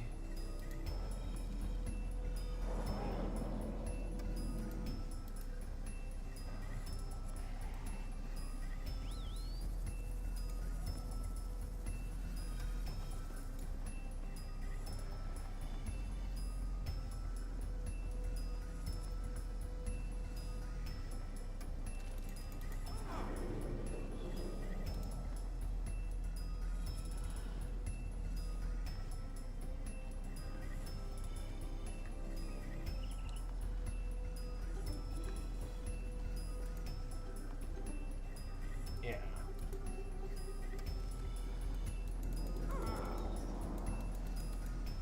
Right.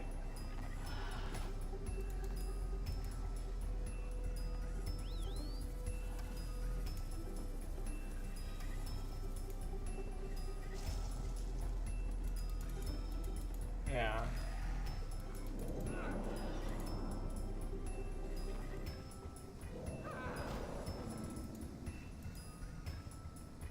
You're talking about Joanne? But she's not the person. Okay. I don't understand any of this.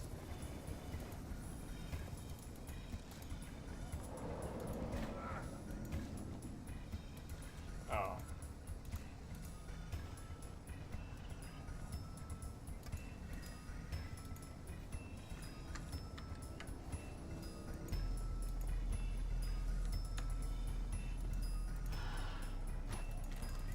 Right.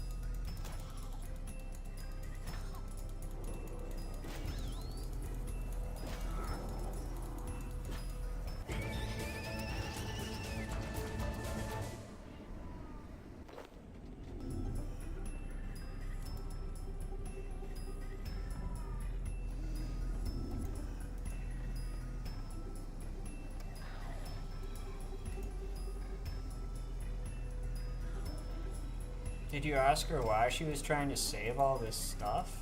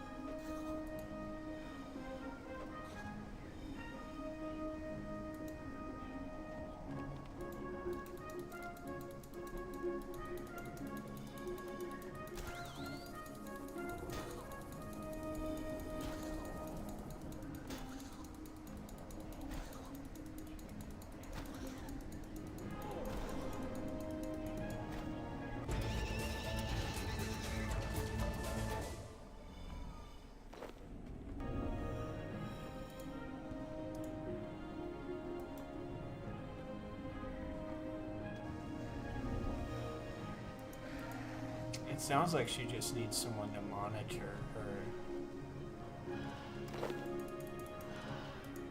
Yeah, I know.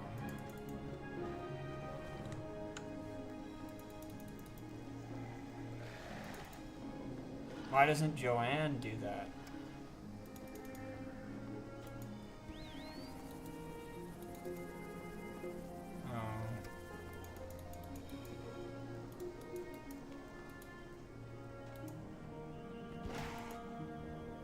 Yeah.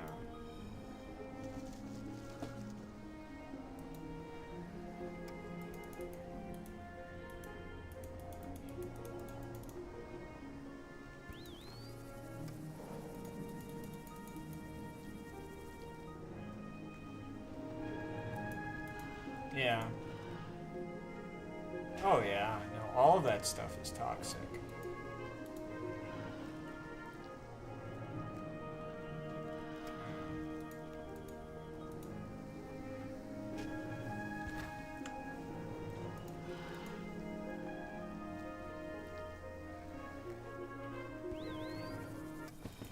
You're saying Joanne was doing this?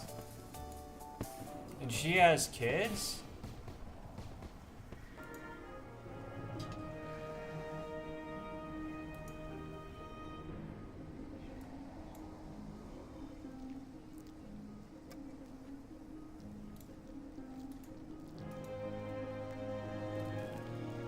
Yeah, do any of them have jobs or?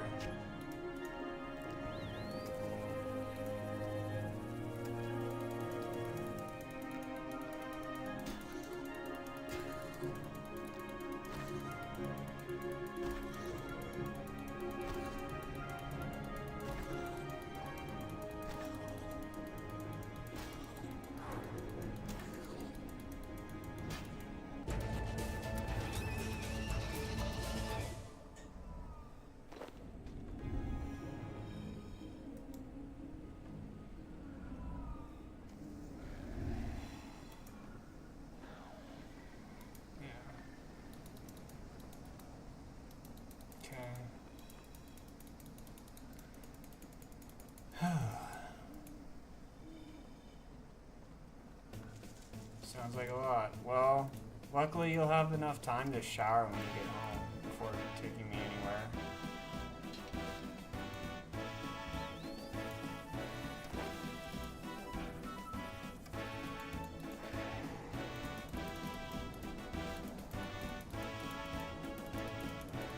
Oh, so you're not gonna go grocery shopping with me? After my union meeting is the plan. I think it's like an hour.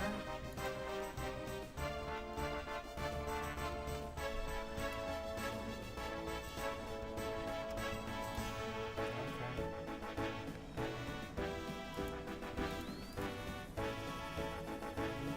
No, because I don't need to be there until like 6:30, Selena.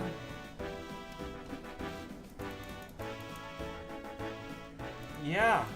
No, I needed you to be here at 6.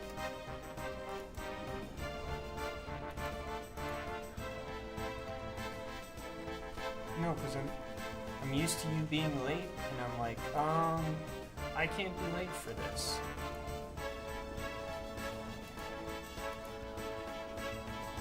Yeah.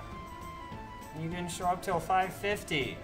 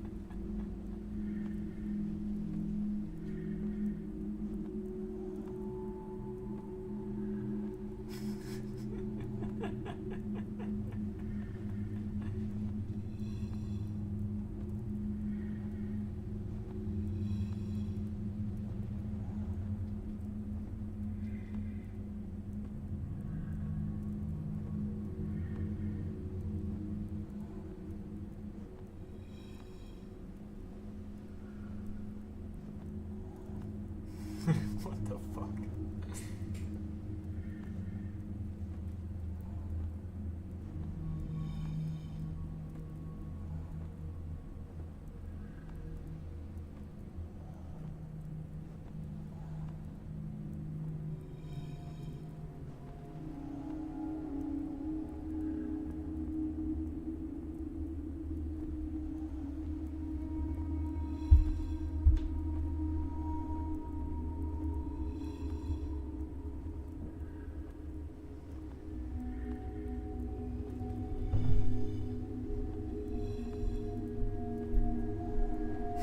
Chris looks like he's killed men before. Jesus Christ.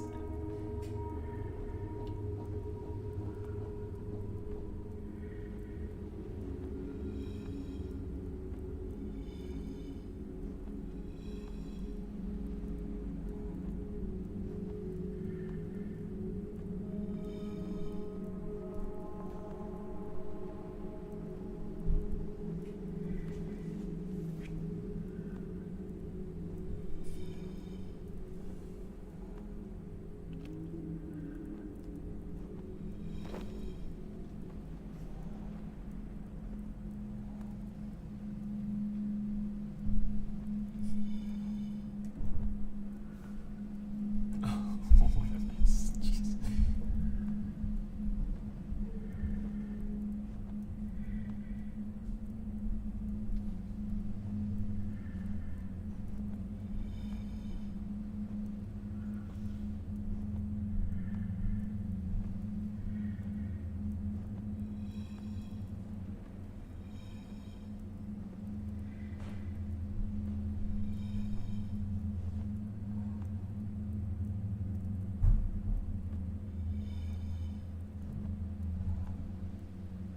This kind of hurts, but what the fuck?